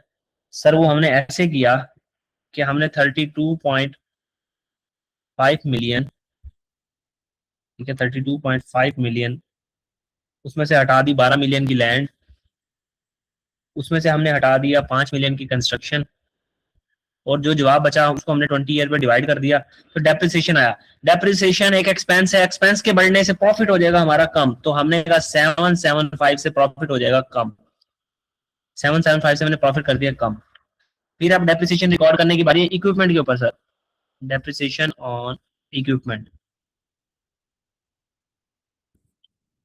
तो सर हम यहाँ सिंपल आए, हमने कहा हमारे पास इक्विपमेंट का, उसकी डेप्रिसिएशन कैसे निकाली, 16.2 मिलियन हमारे पास ओपनिंग कॉस्ट दी हुई थी। ये वैल्यूज मैं सिंपली ऊपर से उठा रहा हूँ, मैं कोई अपनी तरफ से नहीं लेके आ रहा, ये आपके पास ओपनिंग कॉस्ट दी हुई थी 16.2 मिलियन की। हमने कहा इसमें से सबसे पहले तो इसकी ओपनिंग एक्यूमुलेटेड डेप्रिसिएशन हटाओ 8.42 मिलियन की। ठीक है, ये क्या थी, डेप्रिसिएशन थी सर। ये हटाने के बाद हमने जो 3000 का गलती से ऑर्डर कर दिया था इक्विपमेंट, वो भी हटा दिया हमने। ठीक है, फिर हमने इसको 25% से मल्टीप्लाई कर दिया तो हमारे पास ये आ गया डेप्रिसिएशन। तो डेप्रिसिएशन कितनी आई सर, 1195। डेप्रिसिएशन एक्सपेंस बढ़ गया तो उससे प्रॉफिट क्या हो गया, कम। किसी को ये एडजस्टमेंट ना समझ आई हो तो वो मुझसे पूछ सकता है, किसी को अगर ये एडजस्टमेंट।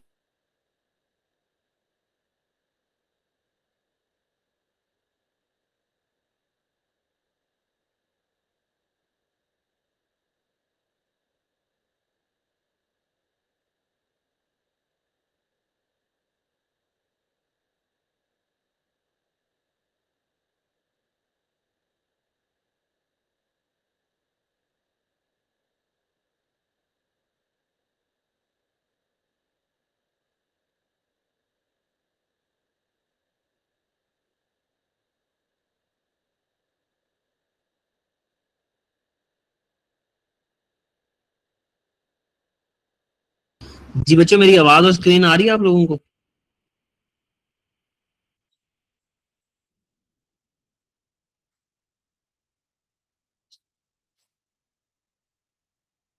क्लियर है? मुझे जल्दी से बता दो, यहाँ तक सबको क्लियर है? किसी को कोई मसला हो इस एडजस्टमेंट के अंदर? अगर किसी को कोई मसला है तो बता दे, वरना फिर मैं आगे चलता हूँ।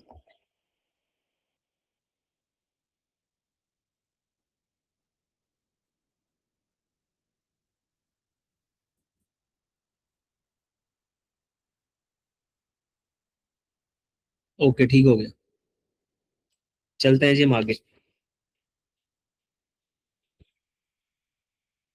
सर अब हमारे पास सिर्फ right of use of asset जो है ना वो रहता है, इसको भी लगे हाथ देख ही लेते हैं सर, इसकी डेप्रिसिएशन भी रिकॉर्ड कर लेते हैं जो मसला मसाइल है। तो right of use of asset के लिए हमारे पास एडजस्टमेंट नंबर 5 से लिंक है इसका, ठीक है।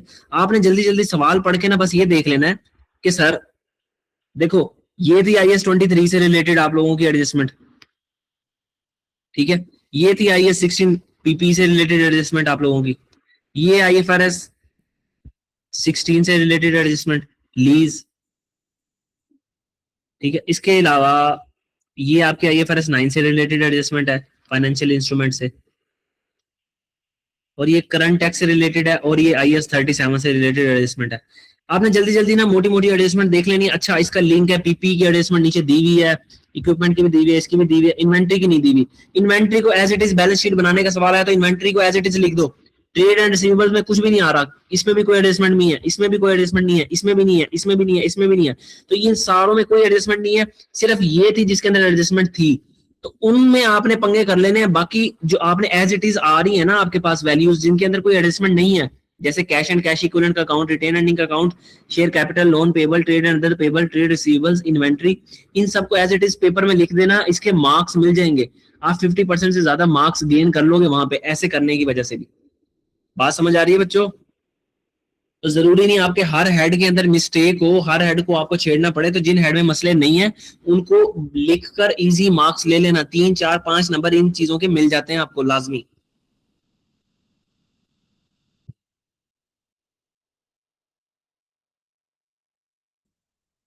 तो चलो जी आगे चलते हैं हम।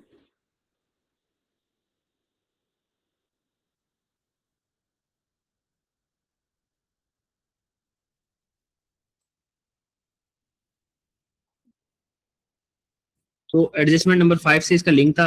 एडजस्टमेंट नंबर 5 में क्या है, वो कह रहा है ऑन 1 जनवरी न्यू क्रैगिल को entered into a 5-year lease for equipment. हमने 5 साल की लीज दी, उसकी शुरुआत कर दी है हमारे साल के पहले दिन, ठीक है। तो equipment had a useful life of 5 years, तो 5 साल जी उसकी यूजफुल लाइफ है। न्यू क्रैगिल को will make a payment of 2.4 million on 1 जनवरी, यानी 1 जनवरी को हर साल हम एडवांस में पेमेंट करेंगे, यानी साल के शुरू में खड़े होकर हम पेमेंट कर देंगे, including on the commencement date. हमने कमेंसमेंट डेट के ऊपर भी एक पेमेंट कर दी, ठीक है।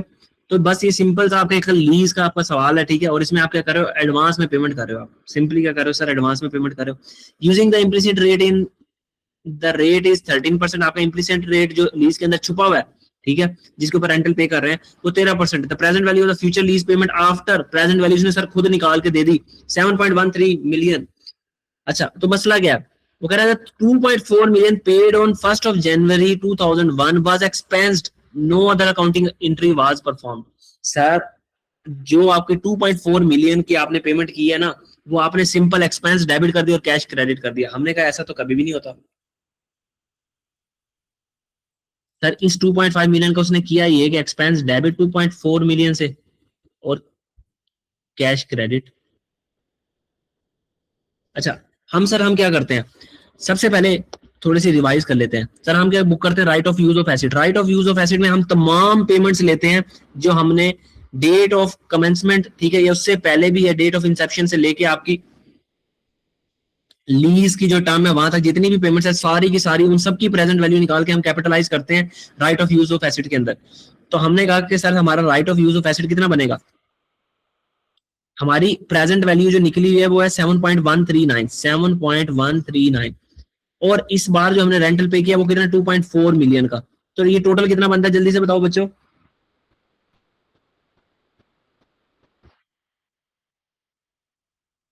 ये बन जाएगा 9.539, ये आ जाएगा 9.539। तो सर हुआ ये था कि हमने अपने पास right of use of asset को डेबिट किया 9.539 से ऐसे, ठीक है। लीज लाइबिलिटी को हम क्या करते हैं, किस चीज से क्रेडिट करते हैं, जो हमारी रेंटल्स होते हैं उनकी प्रेजेंट वैल्यू से। डेट ऑफ कमेंसमेंट के बाद और लीज टर्म के खत्म होने से पहले पहले जितने भी हमने पेमेंट करनी है, एक लेसी ने किसको, सिर्फ जो लेसर को पेमेंट करनी है, तो उन सब की प्रेजेंट वैल्यू आप निकालोगे। सर आप क्या कही जा रहे हैं, डेट ऑफ कमेंसमेंट से लेके लीज टर्म तक, ठीक है, लीज के खत्म होने तक लेसी ने जितने भी पेमेंट करनी है, किसको करनी है सर, लेसी ने जो भी पेमेंट करनी हो लेसर को, सिर्फ लेसर को, उन सब की प्रेजेंट वैल्यू आप कहाँ पे कहाँ पे लिखते हो, उसको कहाँ पे अकाउंट फॉर करते हो, लीज लाइबिलिटी में। और राइट ऑफ यूज एसिड में कौन कौन सी चीजें आती है सर, जितनी भी लेसी ने पेमेंट करनी है, चाहे लेसर को करनी हो या किसी थर्ड पार्टी को करनी हो, ठीक है, वो सारी की सारी payment lease term debt of commencement से पहले, ठीक है, और लीज टर्म के खत्म होने तक उसके दरमियान जितनी भी पेमेंट्स आ रही है वो सारी की सारी उनकी प्रेजेंट वैल्यू आप राइट ऑफ यूज एसिड में कैपिटलाइज करते हो। अगर ऐसे बात नहीं समझ आई तो सिंपल सी बात है सर, उसने कहा हम एक 5 साल की लीज के अंदर एंटर हुए, हमने रेंटल पे करना है सर, फौरन 2.4 मिलियन का हमारा सालाना रेंटल है, और ये कम जनवरी पे खड़े होकर हमने पहला रेंटल पे कर देना है। तो हमने कहा अपने पास लाइबिलिटी कितने की रिकॉर्ड करेंगे हम, सिंपल सी 7.139 की लाइबिलिटी हमने रिकॉर्ड की होगी, और कैश क्रेडिट किया होगा 2.4 मिलियन से, 2.4 मिलियन से। ये पहली एंट्री है, जिसमें किसी को कोई मसला परेशानी है तो बता दो। ये पहली एंट्री ऐसे हुई थी।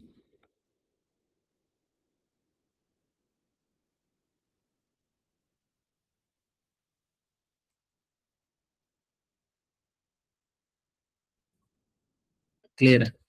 अच्छा, ये थी जब से हमने लीज में एंटर हुए थे ना, तो हमने अपने पास ऐसी एंट्री की थी। अब मसला ये हुआ उसके बाद जो हमने पेमेंट की, जो पेमेंट करते हैं तो सर हम क्या करते हैं, लीज लायबिलिटी डेबिट करते हैं और कैश क्रेडिट कर देते हैं 2.4 मिलियन से। हमें लायबिलिटी को कम करके दिखाना चाहिए था कि हमने फौरन खड़े होकर पेमेंट कर दी। ये क्या किया उसने, एक्सपेंस डेबिट और कैश क्रेडिट कर दिया। सबसे पहली गलती तो उसने की कि 2.4 मिलियन का एक्सपेंस बेवजह रिकॉर्ड कर दिया। हमने कहा भाई आपने गलत किया,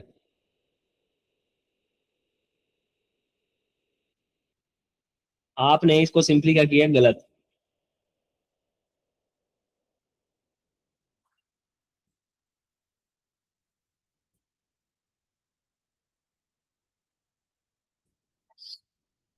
तो सर हम रिक्वायरमेंट नंबर ए पे आए। सबसे पहले तो हमने कहा कि भाई एक खाम खा का एक्सपेंस उसने डेबिट कर दिया। एक्सपेंस डेबिट करने से इंक्रीज हो जाता है, हम इस एक्सपेंस को सबसे पहले रिवर्स करते हैं, ठीक है। तो हमने आके यहाँ पे क्या किया, रिवर्स एक्सपेंस। हमने कहा कि भाई ये जो खाम खा का एक्सपेंस इसने बुक किया हुआ ना, इसको रिवर्स करो। सर कितने से रिवर्स किया, 2400 से। 2.4 मिलियन है तो कितना बन जाएगा, 2400। एक्सपेंस के रिवर्स होने से हमारा प्रॉफिट क्या हो जाएगा, इंक्रीज। ठीक है, हमने इसके अंदर 24 ऐड कर दिया, 2400 ऐड कर दिया। किसी को इस ऐड करने के ऊपर कोई मसला परेशानी? बाकी इसकी सेकंड हिट कहाँ जाएगी सर, वो मैं बता देता हूँ अभी।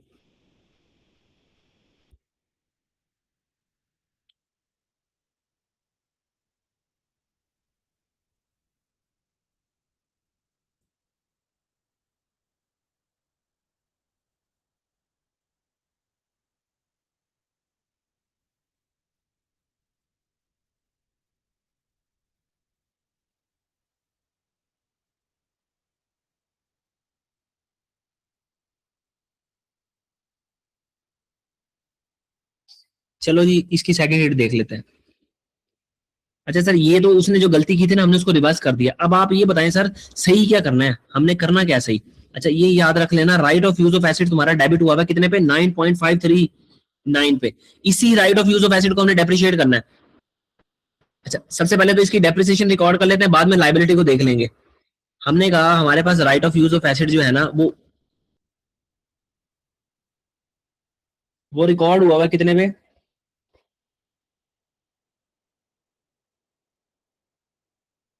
तो सर ऐसे करके बता दें आप, 7.139 प्लस 2.4 इतने पे रिकॉर्ड हुआ था, यानी 9.539 पे। और इसको हमने डेप्रिशिएट कितने पे करना है सर, आपने डेप्रिसिएशन का फॉर्मूला पढ़ा होगा। आप अपनी राइट ऑफ यूज को डेप्रिशिएट करते हो शॉर्टर ऑफ लीज टर्म या यूजफुल लाइफ। अब हमारे पास यूजफुल लाइफ तो दी हुई नहीं है, तो हमने simple lease term, lease term कितनी दी है सर, साल में कह रहा है वो, हमारे सवाल में कह रहा है 5 साल की लीज टर्म है। तो हम हमेशा करते हैं शॉर्टर ऑफ यूजफुल लाइफ और लीज टर्म पे। तो हमारे पास यूजफुल लाइफ नहीं दी हुई एसिड की, तो इस वजह से हम उसको किस चीज पे कर रहे हैं सर, लीज टर्म के ऊपर। लीज टर्म पे कर रहे हैं। कोई हमारा एक और साथी ऐड होने की कोशिश कर रहे हैं, तो लीज टर्म पे हम उसको ऐड, सॉरी लीज टर्म पे ऐड करने की बात करूं मैं। हम उसकी क्या करेंगे सर, डेप्रिसिएशन निकालेंगे लीज टर्म पे। तो 9.539 को हम डिवाइड कर देंगे, लीज टर्म 5 साल है हमारी सर, तो डेप्रिसिएशन हमारा कितनी आएगी, जल्दी से बता दो डेप्रिसिएशन कितनी आएगी। देखो 1908 डेप्रिसिएशन आ रही है तुम लोगों की। ये मैंने right of use of acid की डेप्रिसिएशन बुक कर ली। अब लीज लाइबिलिटी को अकाउंट फॉर करना है।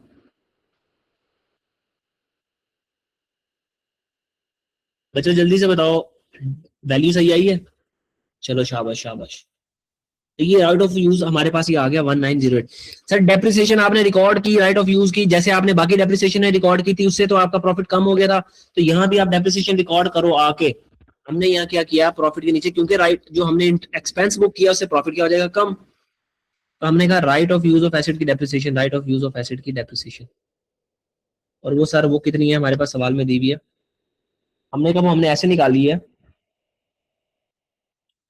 कि हमने 7.139 प्लस 2.4 मिलियन किया और इसको हमने डिवाइड कर दिया 5 साल यानी लीज टर्म के ऊपर। करना तो हमने इसको शॉर्ट ऑफ यूजफुल लाइफ और लीज टर्म पे था, लेकिन यूजफुल लाइफ दी भी नहीं थी सर। तो 1908 रुपए की डेप्रिसिएशन हमने क्या कर दिया सर, माइनस कर दी। ठीक है, क्योंकि डेप्रिसिएशन एक्सपेंस बुक हुआ उससे प्रॉफिट कम हो गया तो हमने इसको आके हम माइनस कर दिया। अच्छा, अब चलते हैं लीज लायबिलिटी के सूरत हाल देख लेते हैं। लीज लायबिलिटी के लिए सर छोटा सा टेबल बना लेते हैं, अमोर्टाइजेशन टेबल, उससे हमारे पास सीधा हिसाब किताब हो जाएगा। अच्छा, हमारा छोटा सा टेबल कैसे होगा सर, ये सर हमारे पास आ जाएगा ईयर। ठीक है, ओपनिंग लायबिलिटी हमारे पास कितनी है, इसके बाद जब भी आपके पास सवाल दिया हो एडवांस लीज का तो आपने यहाँ एक कॉलम ऐड कर देना है एडजस्टिंग ओपनिंग, क्योंकि पेमेंट आप साल के पहले दिन कर रहे हो। उसके आगे आपने लिख लेना इंटरेस्ट, उसके आगे आपने लिख लेना कैश, उसके आगे आपने लिख लेना क्लोजिंग लायबिलिटी कितनी है। तो सर हमने किताबों में लायबिलिटी कितने की रिकॉर्ड की सर, 7.139 की लायबिलिटी रिकॉर्ड की हमने सर किताबों में। ठीक है, ये अगर बिल्कुल शुरू से चलो, हमारी हमारी लायबिलिटी तो सर 9.539 की थी, ऐसे साल हमारे पास 1 2 3, वैसे तो 4 5 साल है ना, तो हम एक साल के बना लेते हैं। आपको जरूरी टेबल जरूरी है उतना ही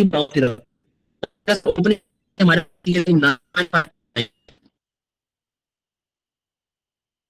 फौरन पहले दिन ही हमने क्या किया, हमने 2.4 मिलियन की पेमेंट कर दी, तो हमारी लायबिलिटी कम होगी। तो सर हमने 9.539 में से 2.4 मिलियन माइनस किया, तो असल ओपनिंग क्या है, असल ओपनिंग हमारे पास है 7.139। इसी पे हमने अपनी लायबिलिटी रिकॉर्ड भी की हुई है। अब इसके ऊपर 13% हम सूद लगाएंगे सर। सवाल में हमारे पास इंटरेस्ट रेट दिया हुआ 13%, तो मार्कर चेंज कर लेते हैं तो सर ज्यादा सही नजर आएगा हमें। तो सर इसके ऊपर हमने इंटरेस्ट लगाया, तो हमारा इंटरेस्ट बना 0.928। हमने कोई कैश पे किया सर, हमने कैश ओपनिंग में ही कर दिया था पे। ठीक है, अगर मैं इनकी डेट लिखूं आपके सामने तो ये होगा 31 दिसंबर 2001, ये हो जाएगा 31 दिसंबर 2002। मतलब आप लाइबिलिटी का क्लोजिंग बैलेंस निकाल रहे हो, अब इसको एज सोन आगे ले जाना काफी लंबा। तो 31 दिसंबर में कोई हमने कैश पे किया नहीं सर, कोई भी नहीं पे किया। तो ओपनिंग हमारी लायबिलिटी इतनी थी, उस पर सूद लगा, और ड्यूरिंग द ईयर कोई भी पेमेंट नहीं हुई सर। साल के शुरू में पहले पेमेंट हो गई थी, इस पर सूद लगा, लायबिलिटी बढ़ती बढ़ती हमारी कहां तक पहुंच गई, ओपनिंग और इसके अंदर ऐड किया इंटरेस्ट, पेमेंट कोई हुई नहीं, तो हमारी लायबिलिटी पहुंच गई सर 8.067। यही लायबिलिटी अगले साल की लायबिलिटी बनी ओपनिंग, पहले साल की क्लोजिंग अगले साल की ओपनिंग बनी। फिर सर साल के पहले दिन ही हमने क्या किया, पेमेंट कर दी, पहले दिन ही हमने पेमेंट कर दी। तो एडजस्टेड ओपनिंग कितना निकलेगा कि 8.067 में से 2.4 मिलियन हमने हटा दिया। हमने कहा लायबिलिटी का बैलेंस ये नहीं है, इसमें से तो 2.4 हमने पे कर दिया, तो 5.667 ही हमारे पास आ गया। अब इसके ऊपर सूद लगाएंगे तो सर हमारे पास बनेगा 0.37। फिर हमने 31 दिसंबर 2002 के एंड पे कोई पेमेंट नहीं की, तो opening liability plus interest add किया, तो क्लोजिंग लायबिलिटी हमारे पास बन जाएगी 6.40।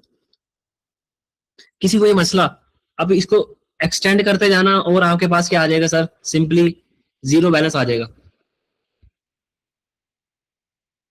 जी जी, मैं उसके बारे में बात करने लगा हूँ, जनवरी में उसके बारे में बात करने लगा हूँ। लीज लायबिलिटी के अंदर कोई मसला है यहाँ तक किसी को, ये जो मैंने फॉर्मेट बनाया है इसके अंदर कोई मसला?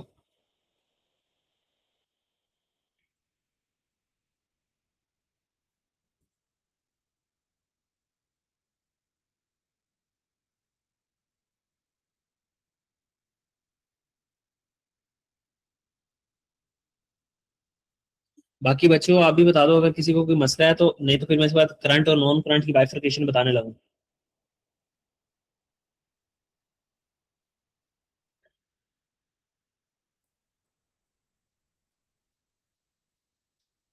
फरहीन आपको क्लियर है, खतीजा आपको क्लियर है? आपने सिंपल सा क्या करना है, एक अमोर्टाइजेशन टेबल बना लेना है। ठीक है, एडवांस का सवाल जब भी होगा तो आपने क्या करना है, एडजस्टेड ओपनिंग निकाल लेना है। सर क्या आपकी लायबिलिटी 9.539 है? नहीं, आपने पहले दिन ही खड़े होकर 2.4 रुपए दे दिए, तो आपकी लाइबिलिटी बनती कितनी है? 7.139। इसी के ऊपर लोन, देखो सूद जो होता है ना आपका, interest is the element of time है। जैसे जैसे वक्त गुजरेगा सूद तब लगेगा। तो आपने जितनी देर पैसे को होल्ड किया तभी सूद लगेगा। आपने 9.53 मिलियन लिए, ठीक है, फौरन ही इसमें से 2.4 मिलियन पे कर दिए, तो उसके ऊपर सूद क्यों दे? तो 7.13 मिलियन पूरा संभाल के रखा पूरा साल, तो उसके ऊपर सूद बना 0.928। फिर पैसे आपने साल के एंड पे नहीं पे किए, अगले साल के शुरू में पे किए, तो क्लोजिंग लायबिलिटी आ गई। क्लोजिंग लायबिलिटी जैसे ही 8.067 थी, इसमें से आपने फिर उसी दिन खड़े होकर साल के पहले दिन 2.4 मिलियन उतार दिए, फिर आपकी लायबिलिटी कितनी होगी? 5.667। बस सिंपल सी आपने ये लॉजिक याद करते जाना और चलते जाना आगे की तरफ।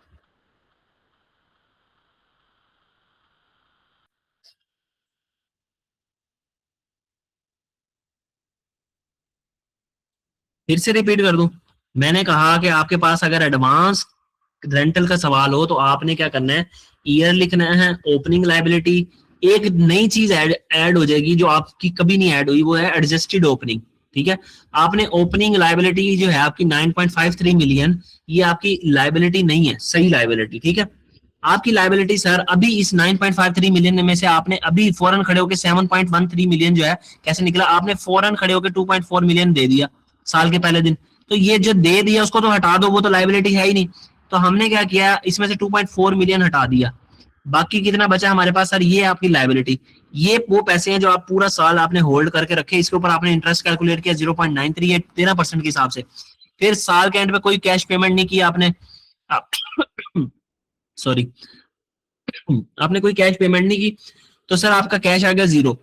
क्लोजिंग लायबिलिटी कैसे निकलेगी? ओपनिंग लायबिलिटी ये थी, इस साल का सूद ऐड किया आपने और आपकी क्लोजिंग लायबिलिटी आ गई।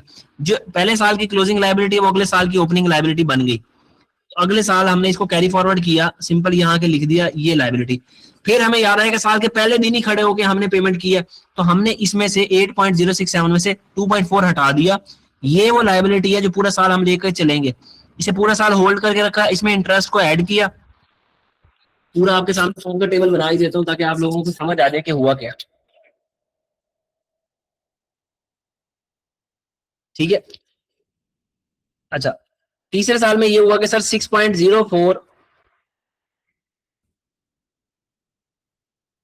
ये आपकी थी लायबिलिटी। ठीक है, ये आपकी लायबिलिटी थी।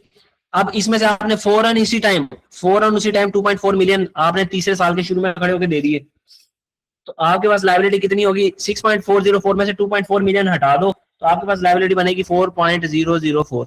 ठीक है, अब इस 4.004 के ऊपर 13% सूद लगाओ, तो सूद बनेगा 0.520। ये आपके पास सूद बना, आपने पैसे कोई भी नहीं पे किए, आप साल के एंड में कोई पैसे नहीं पे कर रहे, शुरू में कर रहे हो, तो यहाँ भी पैसे आगे जीरो। तो opening liability plus interest is equal to closing liability आ गई आपके पास 4.5224। अब ये 4.524 जो है सर अगले साल का ओपनिंग बना 31 दिसंबर 2004, 4.524। फिर आपने खड़े होकर फौरन 2.4 मिलियन दे दिए। जैसे आपने 2.4 मिलियन दिए तो लायबिलिटी में से वो 2.4 मिलियन हटा दो जो आपने पेमेंट की है। तो जैसे हमने वो लायबिलिटी में से हटाए पैसे, तो 2.214 हमारे पास बना। इसके ऊपर 13% सूद लगाएंगे तो हमारे पास जवाब आएगा सर 0.276। इसका मैं टेबल आप लोगों के साथ शेयर भी कर दूंगा, एक्सेल के ऊपर बना हुआ है। ठीक है, आप उसको देख सकते हो वहां से। फिर हमने कोई पेमेंट नहीं की सर, हमारी लायबिलिटी का बैलेंस क्या आ गया? ओपनिंग प्लस इंटरेस्ट ऐड किया तो क्लोजिंग लायबिलिटी कितनी आ गई सर हमारे पास? हमने कहा सर हमारी लायबिलिटी है 2.4। सर ये ओपनिंग लायबिलिटी बनी 31 दिसंबर 2005 की, और इसी टाइम हमने खड़े होकर फिर दोबारा 2.4 मिलियन दे दिया, तो हमने एडजस्टेड ओपनिंग निकाला तो zero, interest zero, cash zero और क्लोजिंग लायबिलिटी जीरो होगी, क्योंकि जो लायबिलिटी हमारी बनी हुई थी वही हमने साल के पहले दिन खड़े होकर शुरू में पे कर दी, तो सारी की सारी लायबिलिटी जीरो होगी। 5वें साल में लीज खत्म, सब कुछ खत्म। नतीजा समझ आ गया आपको बात?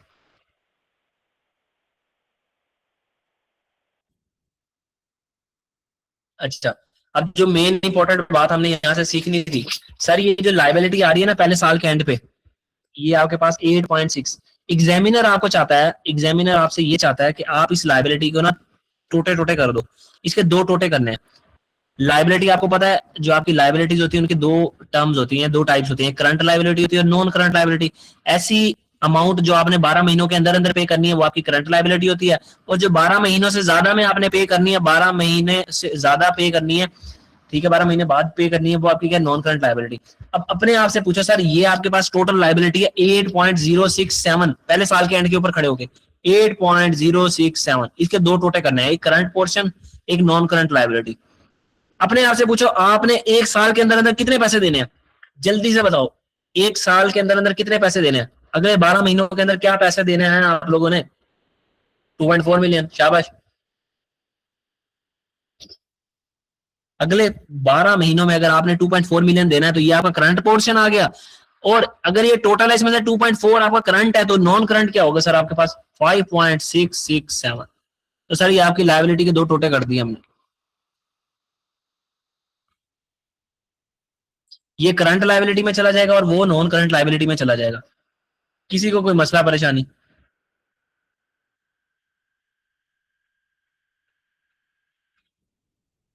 चलें, शाबाश।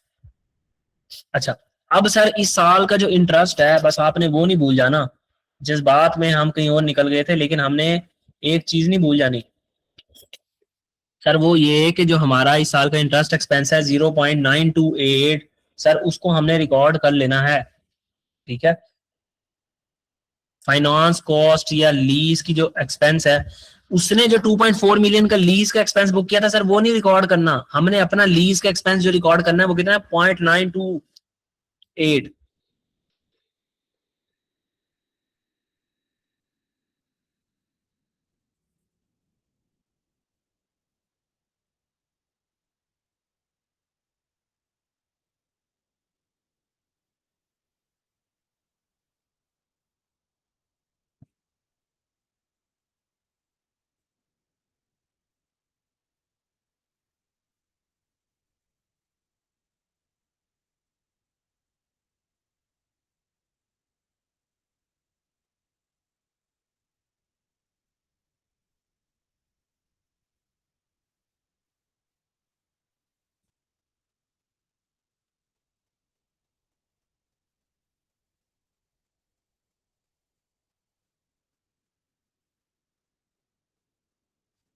सर ये एक्सपेंस हम रिकॉर्ड कर लेते हैं अपने पास, सिंपल सा, ठीक है। फाइनेंस कॉस्ट हमारे पास जितनी भी दी है, तो ये एक हमारा जो हमने फाइनेंस कॉस्ट 0.928 की रिकॉर्ड की, इससे हमारा प्रॉफिट क्या हो जाएगा सर, कम। तो यहाँ अपने पैटर्न को फॉलो करते हुए तो हमने कहा सर ये आ गई हमारे पास फाइनेंस कॉस्ट, ठीक है, और इसको हमने यहाँ के लिख लिया सिंपल 928, ठीक है। 928 से हमारा एक्सपेंस इंक्रीज हुआ, और हमने क्या किया सर, इसको प्रॉफिट इससे क्या हो जाएंगे, डिक्रीज। एक्सपेंस इंक्रीज हुआ, उससे क्या हो जाएंगे, प्रॉफिट आपके डिक्रीज।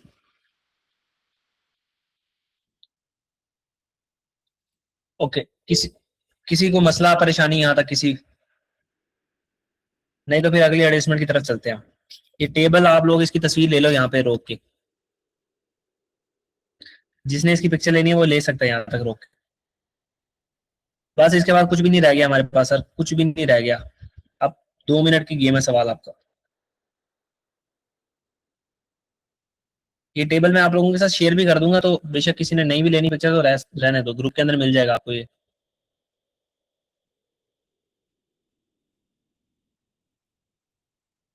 तो सर इसको यहाँ पे साफ करने से बेहतर है कि हम थोड़ी सी जगह यहीं बना लेते हैं। तो एडजस्टमेंट नंबर 5 भी होगी हमारे पास सर। अब एडजस्टमेंट नंबर चलते हैं हम 4 की तरफ। एडजस्टमेंट नंबर 4 में हमें वो क्या कह रहा है सर, वो कह रहा है कि सर द फाइनेंशियल एसेट्स आपका 3%, जो आपके पास जो फाइनेंशियल एसेट्स है ना, ऊपर सवाल में ट्रायल बैलेंस में आपको फाइनेंशियल एसेट नजर आ रहे हैं, वो 3% बॉन्ड्स हैं that were acquired for 3.5 million. हमने फाइनेंशियल एसेट यानी इन्वेस्टमेंट की थी बॉन्ड के अंदर, तो हमने एंट्री की होगी investment in bond debit cash credit on यकम जनवरी 2001। 1 जनवरी को हमने ये इन्वेस्टमेंट की थी, 3% बॉन्ड हमारे ऊपर पास। ये क्या रेट है, कूपन रेट, जिसके ऊपर हमें इंटरेस्ट मिलना है बॉन्ड्स के ऊपर, ठीक है। तो जो बिल्कुल फेस पे लिखा होता है वो क्या है, coupon rate 3%, which new Cragle Co intends to keep until maturity. अगर हमने अंटिल मैच्योरिटी पे चलना है, और कोई बच्चा अगर इसका जवाब दे दे तो मैं समझूंगा कि वो वाकई पढ़ रहा है। हमने इन्वेस्टमेंट की हुई है बॉन्ड के अंदर, और हमारा जो बिजनेस मॉडल है होल्ड टिल मैच्योरिटी है। तो हम, हमारा बिजनेस मॉडल क्या है, होल्ड टिल मैच्योरिटी। तो हम अपनी अपनी इन्वेस्टमेंट इन बॉन्ड को किस मॉडल के अंदर अकाउंट फॉर करेंगे?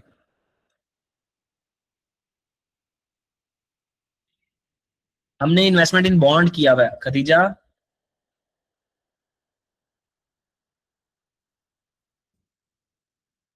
गाइस क्या हो गया आप लोगों को?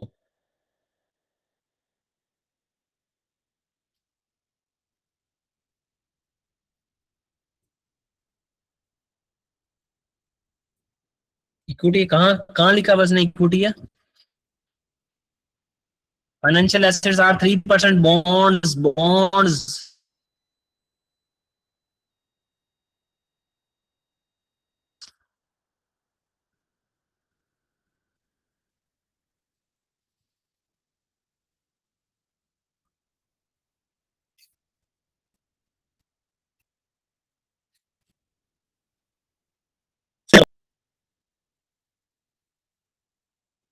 लोन नोट्स वाली ट्रीटमेंट का क्या मतलब? लोन नोट्स ही तो है हमारे पास, बॉन्ड्स एक किस्म के लोन नोट्स ही हैं।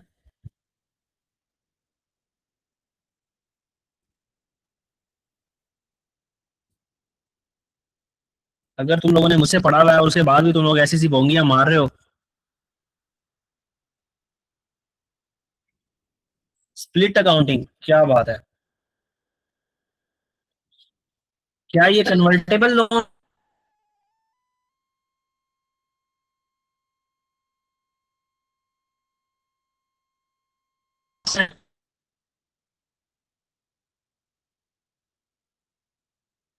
स्प्लिट अकाउंटिंग जान में डिफाइन करो।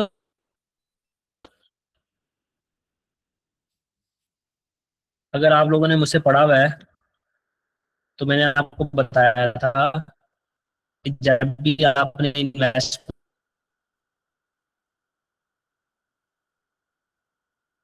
की हो इन बॉन्ड के अंदर, इन्वेस्टमेंट इन बॉन्ड, तो आपको बस तीन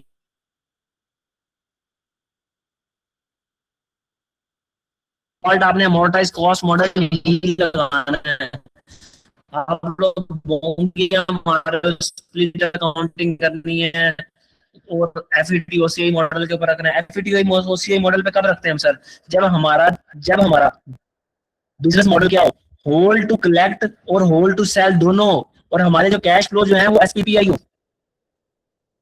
यहाँ हमने होल्ड करना है सिर्फ मेच्योरिटी तक, इसको सेल नहीं करना, hold to collect and sell नहीं है। ठीक है।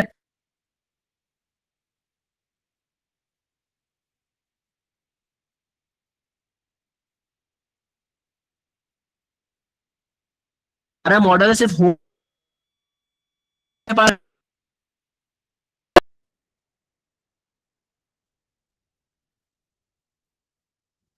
बात समझ आइए।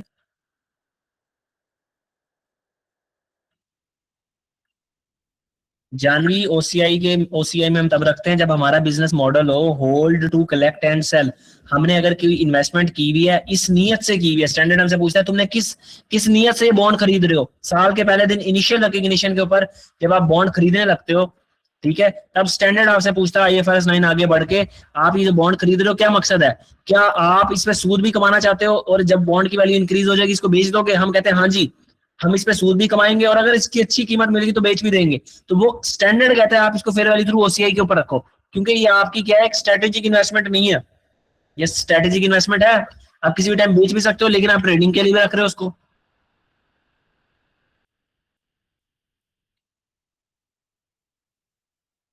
और अमोर्टाइज कॉस्ट मॉडल पे हमने इसको क्यों रखा सर? अमोर्टाइज कॉस्ट मॉडल पे इसलिए रखा कि हमारे पास बिजनेस मॉडल अगर हमारा होल्ड टू कलेक्ट हो तो हम अमोर्टाइज कॉस्ट मॉडल पे रखते हैं।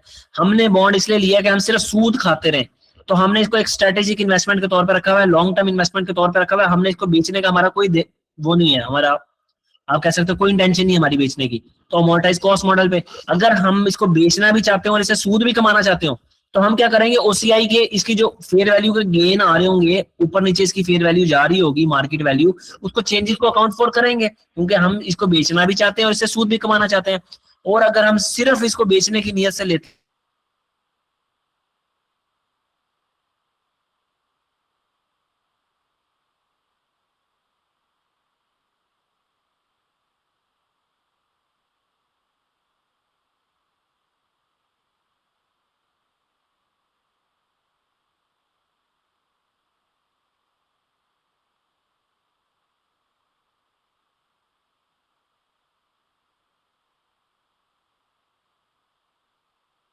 मैंने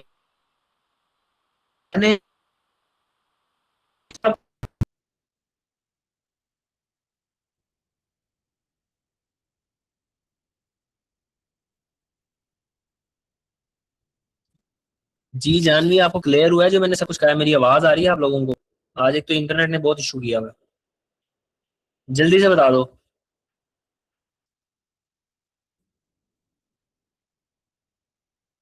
देखो, इनिशियल रिकग्निशन के ऊपर आपको स्टैंडर्ड बताएगा। ठीक है, आपको सवाल में लिख के बताएगा कि आपका जो है ना बिजनेस मॉडल क्या है। आपको यहाँ सवाल में उसने लिख के बताया हुआ था। यानी अगर आपने मुझसे नहीं पढ़ा हुआ, मैंने वहां पे अपनी क्लास में इसको बार बार बताया था कि आपको सवाल में लिख के बताएगा कि आपका बिजनेस मॉडल क्या है। वो आपको यहाँ बता रहा है मेरा बिजनेस मॉडल है होल्ड टिल मेच्योरिटी। ये देखो इतने बड़ा सारा लिखा हुआ है, the new Cragle Co intends to hold until maturity. अगर मैं इसको मेच्योरिटी तक रखना चाहता हूँ तो इसका मतलब मैं सिर्फ इंटरेस्ट कमाने में इंटरेस्टेड हूँ। ठीक है, सूद से मेरा लेना देना है, उसकी कीमत बॉन्ड की ऊपर नीचे जा रही है, मुझे कोई फर्क नहीं पड़ता। तो जब आपका सूद से लेना देना हो तो आपका स्टैंडर्ड कहता है ये आपकी स्ट्रेटेजिक इन्वेस्टमेंट है। ठीक है, तो इसको अमोर्टाइज कॉस्ट मॉडल के ऊपर रखो। ठीक है जानवी, क्लियर है? अगर नहीं क्लियर तो मेरे लेक्चर्स यूट्यूब के ऊपर पड़े हुए हैं। ठीक है, वहां पे आप IFRS 9 की जो है ना प्रीमियम प्लेलिस्ट पढ़िए, वहां से जाके मॉडल्स को कहाँ पे कैसे अप्लाई करना है, तीसरा चौथा लेक्चर होगा, वहां से देख सकते हैं।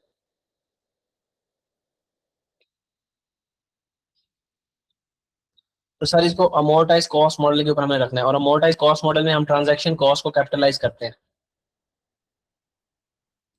तो किसी को अगर ये चीज नहीं आ तो वो जाके अपने कंसेप्ट को रिवाइज करे। तो 3.5 मिलियन को हमने क्या किया था, बॉन्ड एक्वायर की थी। इसके ऊपर मैंने कितने बेतहाशा सवाल करवाए हैं। ट्रांजैक्शन कॉस्ट है हमारी 0.5 मिलियन की। ठीक है, वर इनकर ट्रांजैक्शन कॉस्ट इनक्री the bonds were capitalized at 3.5 million and the transaction cost were expense out. Transaction cost को हमने एक्सपेंस आउट कर दिया। अमोर्टाइज कॉस्ट मॉडल के अंदर हम ट्रांजैक्शन कॉस्ट को क्या करते हैं, बॉन्ड्स के अंदर कैपिटलाइज करते हैं। सर बॉन्ड्स के अंदर क्या कर देते हैं, कैपिटलाइज। क्यों कैपिटलाइज करते हैं सर? सिंपल सी बात है, आपकी स्ट्रेटेजिक इन्वेस्टमेंट है, आप एसेट बनाओ उसको, आप उसको एक्सपेंस बना रहे हो। तो सर हमने सबसे पहले तो ये एडजस्टमेंट की कि 0.5 मिलियन जो दिया हुआ यानी 500, ये एक्सपेंस रिकॉर्ड कर दिया हमने। एक्सपेंस रिकॉर्ड कर दिया है, तो सबसे पहले इस एक्सपेंस को सही करो आके। तो हमने कहा कि फाइनेंशियल एसेट की एक एडजस्टमेंट है। फाइनेंशियल, एक एक्सपेंस गलती से रिकॉर्ड हो गया 500 का, वो रिकॉर्ड नहीं होना चाहिए था, तो एक्सपेंस को रिवर्स कर दो। उसको रिवर्स करने से प्रॉफिट क्या हो जाएगा, आपका बढ़ जाएगा। तो 500 रुपए का हमने क्या कर दिया, एक्सपेंस रिवर्स कर दिया। अब हमारे फाइनेंशियल एसेट को रिकॉर्ड होना चाहिए था सर कितने पे, हमारा फाइनेंशियल एसेट 3.5 और 0.5 हमारा एसेट डेबिट होना चाहिए था। फाइनेंशियल एसेट डेबिट या इन्वेस्टमेंट इन बॉन्ड डेबिट कितने से सर, 4 मिलियन से। और कैश क्रेडिट कितने से सर, 4 मिलियन से। फिर बनेगा एक लीज अमोर्टाइजेशन टेबल, वो यहाँ पे जल्दी से बना लेते हैं। और सॉरी, लीज अमोर्टाइजेशन टेबल कह रहा हूँ, आपका अमोर्टाइजेशन टेबल बनेगा इन्वेस्टमेंट्स का।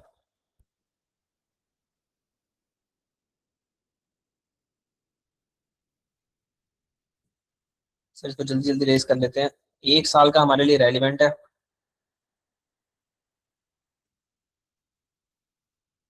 आपका सवाल नियर टू एंड है तकरीबन, बस एक ही एडजस्टमेंट रह गई। तो सर फाइनेंशियल एसेट हमारी किताबों में आना था 4 मिलियन का, तो हम यहाँ क्या लिखते हैं सर, सबसे पहले आता है हमारे पास ईयर। ठीक है, तो ईयर आया 31 दिसंबर 2001। फिर हम लेते हैं ओपनिंग। फिर हम यहाँ लेते हैं इंटरेस्ट ऑन,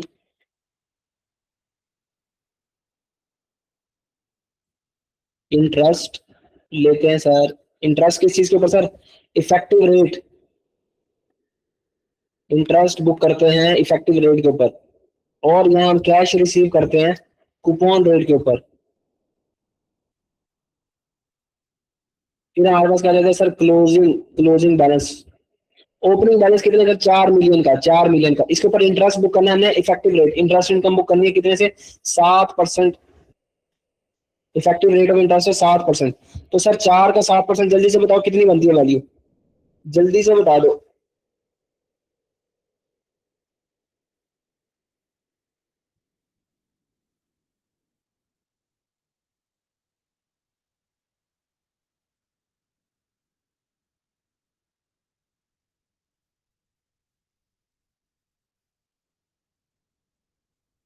जल्दी से बता दो, जल्दी से। क्या ये भी मुझे खुद करना पड़ेगा? तो 280 बन जाएगा हमारे पास। ठीक है, तो इंटरेस्ट इनकम कितनी आ जाएगी सर? 280। 280 आ जाएगी इंटरेस्ट इनकम। और हम कैश रिसीव करेंगे कितना? ठीक है, हमारे पास बॉन्ड की फेस वैल्यू है 4 मिलियन, इसके ऊपर कूपन रेट लगाओगे 3%। Face value into coupon rate कितना बन जाएगा? 105। 105। तो फाइनेंशियल एसेट की क्लोजिंग वैल्यू कितनी आ जाएगी? 105। ओपनिंग इंटरेस्ट इनकम से इंक्रीज हो जाएगा और कैश रिसीव से डिक्रीज हो जाएगा। तो सर आपके पास क्लोजिंग फाइनेंशियल एसेट की वैल्यू कितनी आ जाएगी? जल्दी से जल्दी से।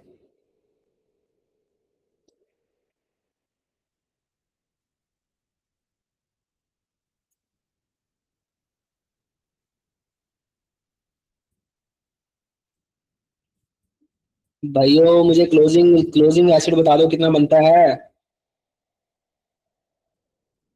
ठीक है, ये 4 मिलियन की जगह इसको 4,000 ले लो। 4,000। 4,000 plus 280 minus 105 is equal to 4,000 plus 280 minus 105। 4175। 4175। ठीक है, अब सर इसकी एंट्री क्या होगी? इनकम बुक करनी है, तो हम क्या करेंगे सर?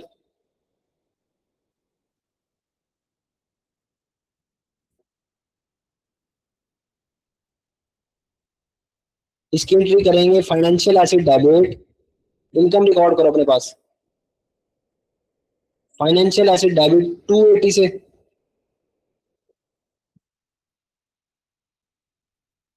ओहो, फाइनेंशियल एसेट डेबिट और interest income credit. Interest income हमेशा इफेक्टिव रेट में बुक करनी है। इसकी एंट्री क्या करोगे? ये आपको पैसे मिल गए सर, इनकम बुक की 280 और आपको मिली है 105, तो आपने कैश डेबिट और फाइनेंशियल एसेट क्रेडिट कितने से सर?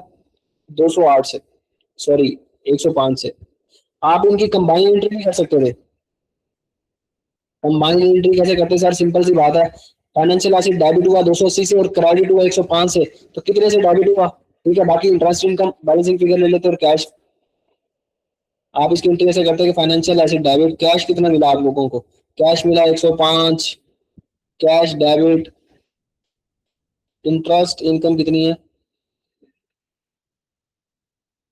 280। बाकी फाइनेंशियल एसेट डेबिट कर लेते हैं जितनी अमाउंट बनती बैलेंसिंग फिगर। ठीक है, तो सर अब एक आपने इनकम रिकॉर्ड करनी है। ठीक है, एक आपने सिंपल से क्या करना है? इनकम रिकॉर्ड करनी है।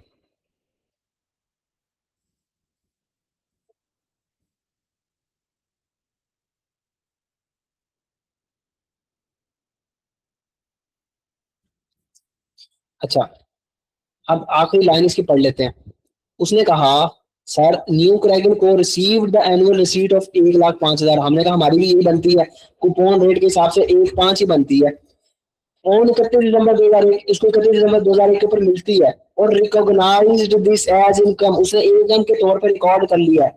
हमने कहा ये तो वो पैसे हैं जो उसको मिलने हैं सर, वो तो मिलने हैं। इनकम तो हम इफेक्टिव रेट में बुक करते हैं, इनकम बुक करनी चाहिए थी उसको 280 और कैश रिसीव करेगा वो 105। तो जो उसने कैश रिसीव करना है उसने उसको इनकम बना दिया है। हमने कहा इनकम बना दिया तो उस प्रॉफिट के अंदर ऐड कर दिया होगा भाई उसने। सबसे पहले तो उसको हटाओ। हमने कहा कि जो कूपन रेट के ऊपर ले रहा है भाई, आप कूपन रेट के ऊपर जो बुक कर रहे हो 105, इसको हटा लो, ये इनकम नहीं है। आपने जो बुक कर ली, आपको कैसे पता लगा सर? आपको क्या ख्वाब आया था? बुक कर ली उसने कहा है and recognise this as income, उसने बुक कर ली है इनकम, तो इस प्रॉफिट के अंदर ये इनकम पड़ी होगी। हमने कहा सर इनकम थी जो इफेक्टिव रेट के ऊपर बुक होनी थी। इफेक्टिव रेट के ऊपर जो इनकम बुक होनी थी, कितनी बुक होनी थी सर आपके पास? सिंपल सी बात है सर, अभी आपने निकाली 280 इनकम, ये आपने रिकॉर्ड करनी थी। अच्छा, अब बैलेंस शीट के फेस पे फाइनेंशियल एसेट की क्या वैल्यू आएगी? फाइनेंशियल एसेट की सर ये क्लोजिंग वैल्यू, ये आपने उठा के ले जानी है बैलेंस शीट के फेस के ऊपर। तो यहाँ फाइनेंशियल एसेट जब हम बैलेंस शीट बनाएंगे अभी 1 मिनट बाद, तो यहाँ फाइनेंशियल एसेट की क्लोजिंग वैल्यू कितनी आई होगी? इसकी जगह 4175 लिख देना, सिंपल। पीपीई की कैरिंग अमाउंट निकाल लेनी है, हमने वर्किंग में निकाल ली थी, इसकी भी निकाल ली थी, इसकी भी निकाल ली। इसको एज इट इज लिख देना। तो सर आप देखो हमारा सवाल कैसे होता है। तो ये वो अमाउंट है जो हमने बैलेंस शीट के फेस पे लेके जानी है। किसी को ना समझ आई हो ये अमाउंट क्यों जाएगी? ये हमारे फाइनेंशियल एसेट की ओपनिंग वैल्यू थी। इस बार इनकम से इंक्रीज हुआ और कैश रिसीव से डिक्रीज होने के बाद फाइनेंशियल एसेट यहाँ पहुंचा हुआ 4175 पे। This is the value that should be shown in the balance sheet. बच्चों किसी को चीज ना समझ आई हो जल्दी से, सवाल खत्म होने की तरफ जा रहा है।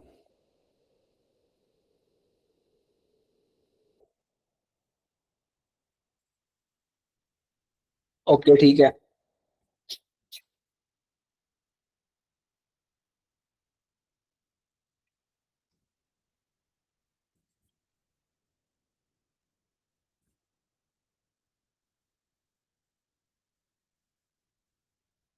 अच्छा इसके बाद सर हमारी अगली एडजस्टमेंट, अगली एडजस्टमेंट में वो कह रहे हैं sir in the financial statement for the year ended 2001, सातवीं adjustment, new Cragle Co plan to disclose a contingent asset of 1.2 million. IAS 37 कहता है कि अगर आपको फ्यूचर में कोई, आपका कोई कंटिजेंट एसेट है, कंटिजेंट एसेट क्या होती है सर, आपको आपने किसी के ऊपर कोर्ट केस किया हुआ है और आपको लगता है कि आपको उस बंदे से पैसे रिसीव होंगे, तो कंटिजेंट एसेट को हम रिकॉर्ड कर सकते हैं तब जब हमारे पास सर वर्चुअली सर्टेन हो, यानी 100% चांस हो, 100% चांस हो कि वो हमें पैसे मिलेंगे, तब हम उसको रिकॉर्ड कर सकते हैं। वरना हमने सिर्फ उसको किताबों में डिस्क्लोज तब करना है जब मोर देन 50% चांस हो, और अगर 50% से भी कम चांस है तो डिस्क्लोज भी नहीं करते हम, अगर IAS 37 आप लोगों को याद हो। तो कह रहा है कि कंटिजेंट एसिड है जिसको हमने डिस्क्लोज करना है relating to a court case on 30 December 2001, 30 December 2001 के ऊपर द कोर्ट रूल्ड है, कोर्ट ने ऑर्डर दे दिया, फैसला सुना दिया, the new credit Co would receive only 1.1 million, सिर्फ 1 मिलियन मिलेगा। कोर्ट ने फैसला सुना दिया सर, 100% अब कंफर्म हो चुका है कि उसको 1 मिलियन मिलेगा। No accounting adjustment have been made in respect of this. अब इसके ऊपर कोई अकाउंटिंग एंट्री नहीं हुई, तो आप क्या करोगे, अपने पास अकाउंटिंग एंट्री कर लो कि हमें 1,000 रुपया मिलेगा रिसीवल डेबिट और other income credit, other income credit sir, operating income credit कर दो, अदर इनकम क्रेडिट कर दो, फाइनेंस इनकम ना कर देना बस। तो हम कहेंगे सर ये कंटिजेंट एसेट जो हमने इसके ऊपर अदर इनकम मिलेगी, कंटिजेंट एसेट इनकम से आपका प्रॉफिट इंक्रीज हो जाएगा। तो 1,000 रुपए की इनकम रिकॉर्ड कर ली सर हमने, 1,000 रुपए की इनकम रिकॉर्ड कर ली, 1,000 रुपए की इनकम रिकॉर्ड कर ली जल्दी से। फिर सर लास्ट एडजस्टमेंट, वो कह रहा था current tax payable is at 31 December 2001 is 6,80,000। Sir opening tax payable, closing tax payable पूरे सवाल के अंदर कहीं नहीं दिया हुआ, तो यही पूरे साल का टैक्स बनता है पूरे साल का। तो एंट्री क्या होगी sir, current tax expense debit, इस साल का एक्सपेंस है 6,80,000, ठीक है, और पेबल क्रेडिट। सर हो सकता है उसने ये एंट्री की हो, आप क्यों करने लगे हो, सवाल में उसने बताया हुआ है, कहीं पे उसने नहीं कहा हुआ कि टैक्स पेबल की कोई एंट्री हुई भी है। अगर हुई होती तो यहाँ पे कहीं नजर आ रही होती टैक्स पेबल के नाम से, हुई होती तो यहाँ टैक्स पेबल कहीं ना कहीं नजर आ रहा होता। Tax payable trade and other payable में नहीं आएगा, तो मेरे गोंगलू ऐसा सर ना सोच लेना कि ट्रेड एंड अदर पेबल के अंदर टैक्स पेबल पड़ा होगा। तो पता लग गया कि मैंने एंट्री क्यों की है। तो एक एक्सपेंस बुक करना है 680 से, तो हमने यहाँ आके 680 से एक्सपेंस बुक किया तो उससे प्रॉफिट कम हो जाएगा, तो 680 से टैक्स एक्सपेंस, ये जी सर आपके पास एडजस्टेड प्रॉफिट आ जाएगा, एडजस्टेड प्रॉफिट। तो सर एडजस्टेड प्रॉफिट जल्दी से बताओ क्या फिगर आ रही है, तुम लोगों की फिगर 3009 आ रही है, जल्दी से बताओ, जल्दी से बताओ मेरे बच्चों, 3009 आ रही है। इसके बाद मैं बैलेंस शीट बनाना शुरू करता हूँ, जल्दी से बता दो मुझे।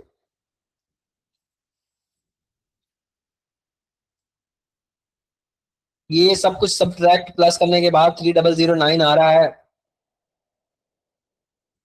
Sir contingent acid, Mohammed Salman, IAS 37 हमें कहता है कंटिजेंट एसिड डिस्क्लोज होता है, notes to the financial statement के अंदर डिस्क्लोज होता है, रिकॉर्ड कभी भी नहीं होता। 30 दिसंबर को हमें पता लगा कि हमें ये पैसे कंफर्म कर दिया, court ruled that the company will only receive 1 million. जी स्टेटमेंट में क्या कह रहे हो, स्टेटमेंट में खोल लेता हूँ आपके सामने, स्टेटमेंट में वो आपको कह रहा है in the financial statement for the year ended 31 December 2001, New Craigill को plan to disclose the contingent asset of 1.2 million relating to court case. उन्होंने सोचा हुआ था कि हम एक कंटिजेंट एसेट डिस्क्लोज करेंगे, लेकिन 30 दिसंबर 2001 को कोर्ट ने रूल कर दिया, फैसला सुना दिया क्या, कि न्यू क्रैगिल को मिलेगा 1 मिलियन, मिलेगा 100% वर्चुअली सर्टेन हो गया। तो सर अब आप अपने पास कंटिजेंट एसेट को रिकॉर्ड कर लो, अब ये कंटिजेंट नहीं रहा, तो receivable debit other income credit कर लीजिए, जब मिलेगा तो कैश डेबिट और रिसीवेबल क्रेडिट कर देंगे हम।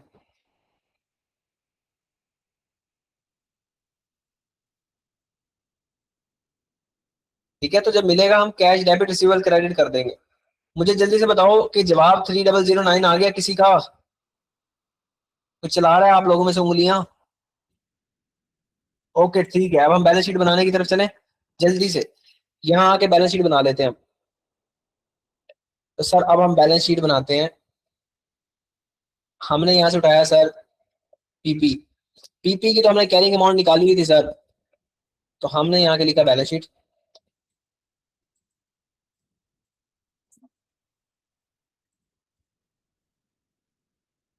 सर पीपी, तो पीपी की वर्किंग खोल लेता हूँ। ये सर पीपी की वर्किंग में जिसमें मैंने सबको समझाया हुआ था कि बैलेंस शीट के फेस पे क्या जाएगा, 22725। ठीक है, और इक्विपमेंट कितना है, 3585।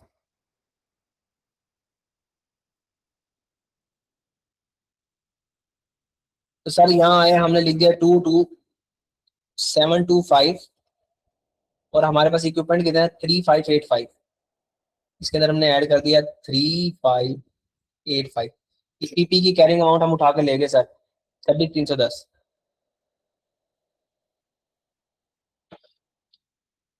किसी को पीपी में कोई मसला परेशानी? पीपी के बाद सर आपके पास आ रहा है फाइनेंशियल एसेट।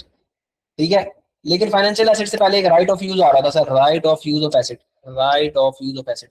तो right of use of asset की कैरिंग अमाउंट क्या होगी? हमने right of use of asset की कैरिंग अमाउंट सर यहाँ निकाल ली हुई थी। अल्लाह आप लोगों का भला करे, अब मैंने वो यहाँ से मिटा दी है। तो sir right of use of asset मैंने आपको बोला था, किधर गया? एक बार फिर से देख लेते हैं सर, सिंपल थी। Right of use of asset हमने रिकॉर्ड किया था 9 पॉइंट कितने पे,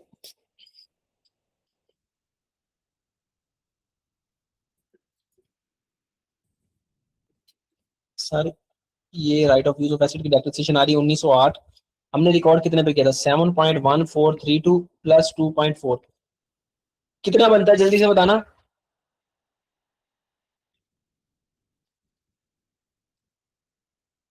9 पॉइंट समथिंग था, एक सेकेंड रुको। 9.539 हमारे पास था right of use of asset. 9.539, इसमें से सर हमने इसकी डेप्रिसिएशन हटा देनी है। ठीक है, इसको मल्टीप्लाई करो 1000 से, 1000 में ले आओ, और इसमें से इसकी डेप्रिसिएशन, राइट ऑफ यूज की डेप्रिसिएशन हटाओ 1908। तो राइट ऑफ यूज की कैरिंग अमाउंट आ जाएगी जो हमने बैलेंस शीट के फेस पे लिखनी है। जल्दी से बताओ क्या कैरिंग अमाउंट आएगी।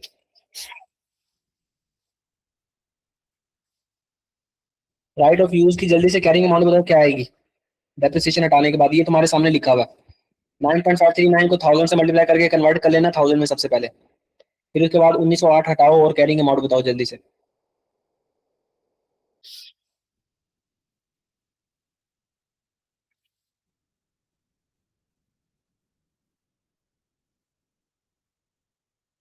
चलो जी 7631।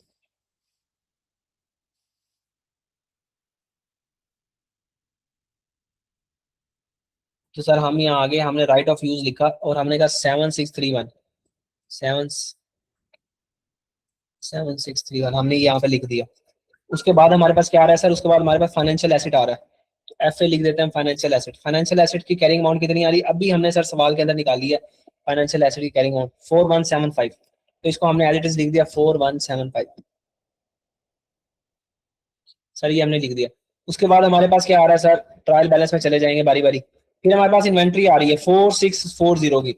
हमने यहाँ की इन्वेंट्री लिख दिया, इन्वेंट्री 4640 की।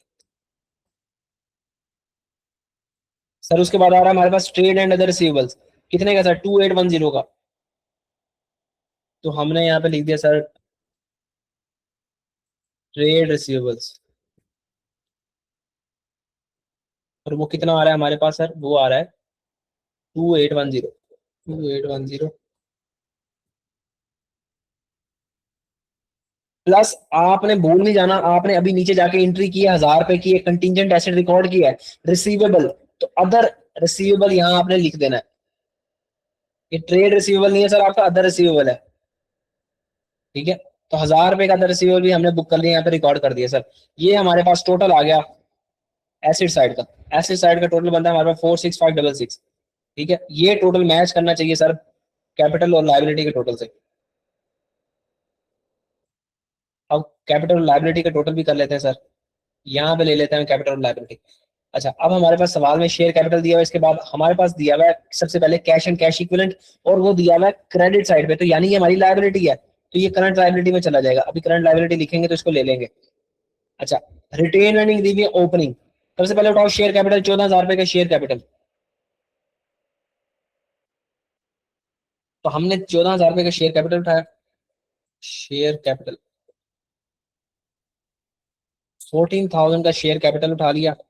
उसके बाद retained earnings. Sir retained earning कौन सी आती है? Closing retained earning. Closing retained earning कैसे निकलती है? Opening retained earnings plus profit for the year.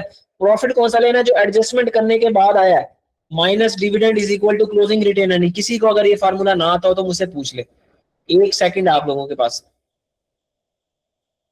जल्दी जल्दी जल्दी। Closing retained earning balance sheet के फेस पे आती होती हैं, बैलेंस शीट के फेस पे क्लोजिंग रिटेन अर्निंग आती हैं। और क्लोजिंग रिटेन अर्निंग कैसे निकलती है? ओपनिंग रिटेन अर्निंग, इस साल का प्रॉफिट उसके अंदर डाल दो, कोई डिविडेंड दिया तो माइनस कर दो, बच गए क्या? Closing retained earning. किसी को इस फार्मूला ना पता हो ना, तो मैं 42 मरतबा रिपीट कर चुका हूं अपने सवालों के अंदर, प्रैक्टिस सेशन में मैंने कम से कम 4 बार बताया होगा।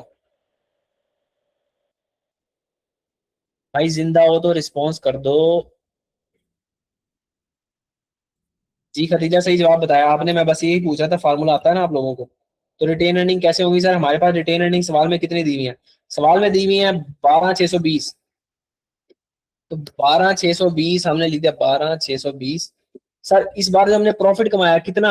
अभी हमने निकाला सर 3,009 का प्रॉफिट। तो सर इसको ऐड किया ना, 629 हमारे पास आ गया ये। इसके बाद हमने लाइबिलिटीज का टोटल करना है बस। लोन पेबल आ रहा है सर 5,000 रुपए का लोन पेबल, हमने यहाँ लिख दिया LP लोन पेबल 5,000 का। ठीक है, उसके बाद क्या आ रहा है सर हमारे पास? लोन पेबल के बाद ट्रेड एंड अदर पेबल आ रहा है। ट्रेड एंड अदर पेबल के अंदर सर थोड़ा सा हमने वर्किंग की थी, और हमने वर्किंग क्या की हुई है कि हमने 200 रुपए ऐड किया हुआ है और 3,000 माइनस किया हुआ है। ठीक है, तो हमने कहा हमारा ट्रेड एंड अदर पेबल है 5780। ट्रेड पेबल हमने कहा वो है हमारे पास 5780। इसमें से सर हटा देना हमने क्या? 3,000 का जो इक्विपमेंट के लिए हमने दिया था, पीपी डेबिट किया था, इक्विपमेंट डेबिट किया था और पेबल क्रेडिट किया था। अभी वो इक्विपमेंट आया नहीं था हमारे पास, 3,000 उसका हटा दो। और जो हमने जो 200 का फाइनेंस कॉस्ट थी हमारी, यानी इंटरेस्ट था, उसको भी हटा दिया हमने। तो कितना आ गया सर? 2,580।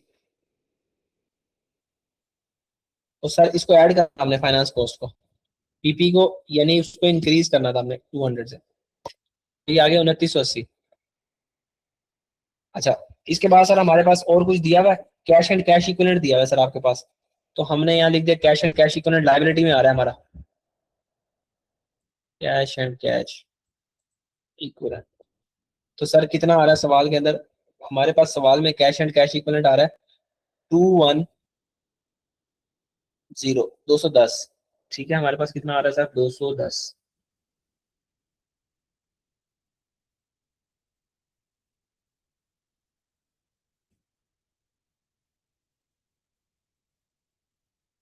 तो सर ये आ गया हमारे पास 210। अच्छा, करंट लायबिलिटी में सर एक और चीज आ रही थी हमारे पास, वो क्या? लीज लायबिलिटी का जो करंट पोर्शन था, कितना निकाला था सर हमने? Lease liability current,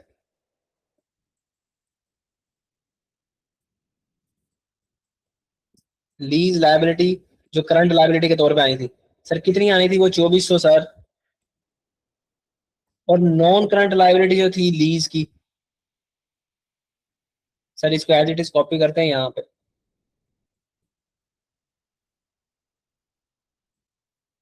non current portion कितना था सर? अगर आप लोगों को याद हो तो मैंने नॉन करंट पोर्शन आप लोगों को निकलवाया था 5,667।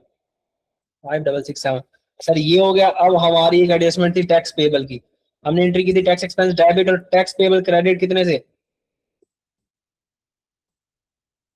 अभी सर अभी करके आए हम 6,800 रुपीज से, ये देखो नीचे जाके 6,800 रुपीज से हमने ये एंट्री की है सर।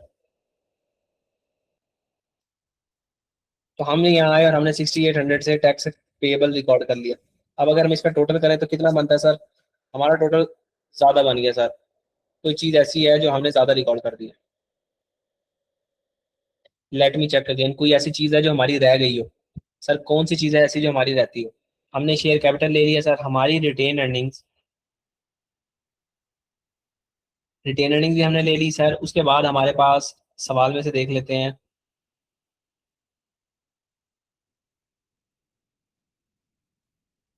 लॉन्ग टर्म बोरिंग्स दी हुई है हमारे पास 5,000 रुपए की सर, वो भी हमने ले ली। उसके बाद हमारे पास लीज के जो पेबल है सर, नॉन करंट पोर्शन कितना है 5667, तो हमने 5667 भी ले लिया सर। उसके बाद अगर हम करंट लायबिलिटीज की बात करें तो उसमें 2980 हमारे पास सर, अभी जो हमने ट्रेड पेबल का बैलेंस निकाला है सर, ये हमने ले लिया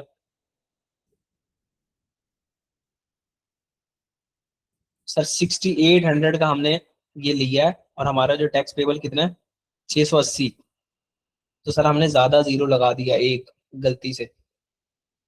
टैक्स पेबल हमारे पास कितना आ रहा है सर सवाल के अंदर, ये रहा 680, तो हमने इसको 6800 ले लिया। तो सर इसको यहाँ से रेज करते हैं, 680 करते हैं, ठीक है। अब हम इसका टोटल करते हैं तो क्या बनता है सर, वही हमारा टोटल बन गया जो asset is equal to capital plus liability. किसी को बैलेंस शीट की किसी एडजस्टमेंट के अंदर कोई मसला आया हो तो एक जीरो हमने गलत लगा दिया था सिंपली सर।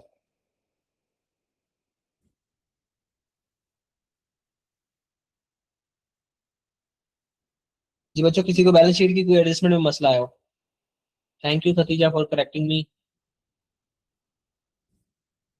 तो देख लो, कोई बैलेंस शीट इससे पहले कि आप लोगों ने बैलेंस शीट नहीं बनाई थी, पीपी की कैरिंग अमाउंट निकाली, राइट ऑफ यूज की कैरिंग अमाउंट निकाली, फाइनेंशियल एसेट्स की कैरिंग अमाउंट निकाली, आईएफआरएस 9 में सीखा हुआ इन्वेंट्री एज इट इज लिख दी, trade and other receivable as it is लिख दी, अदर रिसीवेबल जो एक एंट्री दी हुई थी उसको रिकॉर्ड कर दिया, 1000 रुपए का कंटिजेंट एसेट, शेयर कैपिटल वैसे लिख दिया, इस साल की जो रिटेन अर्निंग है ओपनिंग रिटेन अर्निंग के अंदर प्रॉफिट ऐड कर दिया, डिविडेंड होता तो माइनस कर देते। फिर ये हमारे पास लॉन्ग टर्म पेमेंट्स आ रही है, कोई हमने लॉन्ग टर्म बोरिंग्स की हुई है, ठीक है। ये ट्रेड एंड पे अदर पेबल्स आ रहे हैं, इसमें से कुछ पेबल्स ऐसे थे वो हमने हटा दिए थे।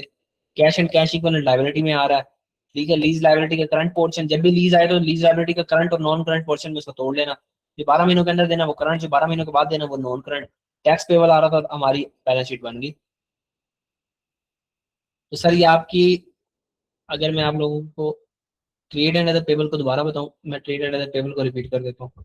ट्रेड एंड अदर पेबल में अगर मैं इसको ओपन करूं, 5780 ट्रेड एंड अदर पेबल हमारे आ रहे हैं, ठीक है।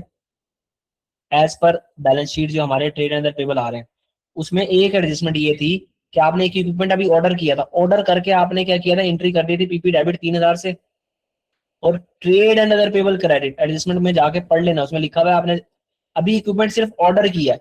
हमने कहा भाई ऑर्डर करने पे हम अपने पास रिकॉर्ड थोड़ी कर लेंगे इक्विपमेंट, इक्विपमेंट तो जब आएगा तो रिकॉर्ड करना। इक्विपमेंट अगले साल आया 6 जनवरी को, इस साल क्या कर रहा है हमारी किताबों में, हटा दो। मैंने 3000 से इक्विपमेंट को हटा दिया, 3000 माइनस कर दिया ट्रेड एंड अदर पेबल में, क्योंकि एक पेबल रिकॉर्ड हुआ था। मैंने एंट्री किया कि पेबल ट्रेड पेबल डेबिट 3000 से, 3000 पीपी से भी निकाल दिया और इक्विपमेंट से भी निकाल दिया। इसमें कोई मसला सलमान?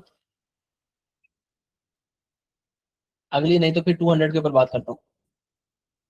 सलमान पहली एडजस्टमेंट क्लियर 3000 वाली, अच्छा उसके बाद 200 कहाँ से आया?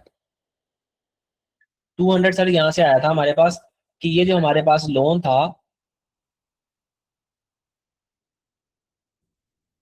हमने कहा था 5 मिलियन का लोन है, इसके ऊपर 8% सूद लगेगा और 6/12 हमने किया था। हमने कहा था कि ये जो 200 रुपए का सूद आया है 6/12, इसकी एंट्री क्या होगी, इंटरेस्ट एक्सपेंस डेबिट।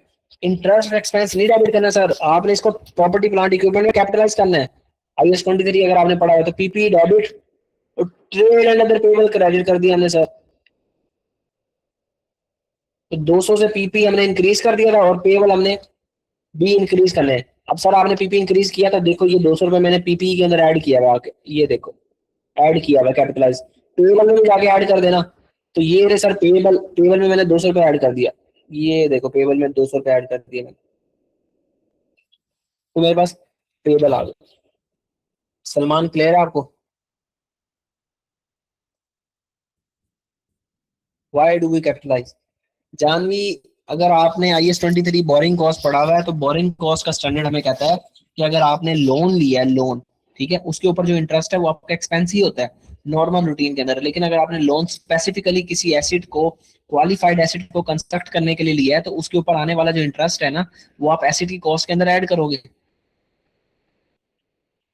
IS-23 आपको स्पेसिफिकली बताता है, जिस स्पेसिफिक लोन है वो आपको सवाल में बोल रहा है कि specifically construction of the building के लिए यूज हुआ है। कि जनरल लोन भी होता है तो फिर जनरल लोन की ट्रीटमेंट में भी उसका भी तो एक्सपेंस किसी तरीके से आप चेक कर रहे हो। तो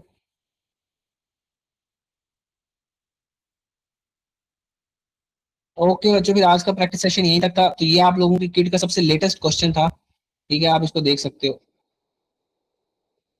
मैं आपको ये दिखा देता हूँ, आपकी किट का ये सबसे लेटेस्ट क्वेश्चन था। अब इंशाल्लाह कल से हम बैकवर्ड जाना शुरू कर देंगे। इससे पहले जितने भी क्वेश्चन है, तो मैं कोशिश करूंगा कि जितने क्वेश्चन आपकी किट में पेयर हैं, वो सारे के सारे क्वेश्चन आप लोगों को करवा दूं। तो अगर हम यहाँ पेज नंबर 7 ओपन करते हैं, तो सबसे लेटेस्ट जो आपका सवाल आया हुआ है, न्यू क्रैगल को ही आया हुआ है, ठीक है। तो अब इससे बैकवर्ड हम चलते जाएंगे और देखते जाएंगे जी सवाल। इसमें से एक सवाल पहले से ही अपलोडेड है, वो मैं नहीं करवाऊंगा दोबारा से, ठीक है। आप यूट्यूब पे जाके देख सकते हो, वो पहले से अपलोडेड होगा, मैं नेम मेंशन कर दूंगा ग्रुप के अंदर। बाकी क्वेश्चंस को हम कवर करेंगे। किसी का कोई सवाल है तो पूछ लो, नहीं तो आप लोगों को ईद बहुत बहुत मुबारक हो।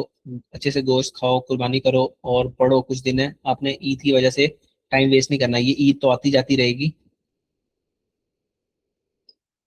अपने एग्जाम जो आपने इतनी मेहनत की हुई है, इतने टाइम लगाया हुआ है, आपने उसको अच्छे तरीके से क्या करना है, यूटिलाइज करना है। यही वो दिन होते हैं जिस दिन में मेहनत करते हैं लोग और कामयाब हो जाते हैं। मैंने ऐसे बहुत सारी एग्जांपल्स देखी हैं जो शुरू में नहीं पढ़ते और आखिरी 15-20 दिन या एक महीना ऐसा पढ़ते हैं कि वो अपना पेपर निकाल लेते हैं। और ऐसे बहुत सारे बच्चे होते हैं जो पूरे 2 महीने डेडिकेटली पढ़ते हैं, लेकिन आखिरी टाइम में आकर डर जाते हैं और वो समझते हैं हमसे नहीं हो पाएगा और उनका पेपर रह जाता है। तो एग्जाम में वो बच्चे पास होते हैं जिन्होंने सबसे एफिशिएंटली अपना आखिरी महीना यूटिलाइज किया होता है। जो पूरा थ्रू आउट द पीरियड जो अच्छा पढ़ते हैं वो तो पास होंगे ही, ऑब्वियस सी बात है। लेकिन आप देखते जाओ, अगर आपने ये महीना अच्छे तरीके से यूटिलाइज किया है, एफर्ट किए और एफर्ट करते जा रहे हो, अभी भी आपने छोड़ी नहीं, तो इंशाल्लाह ताला आप लाजमी निकाल दोगे पेपर। ठीक है, अल्लाह ताला आपको ढेरों कामयाबी दे सबको। बेस्ट विशेस फॉर यू, और मुझे दुआओं में याद रखना। अल्लाह हाफिज।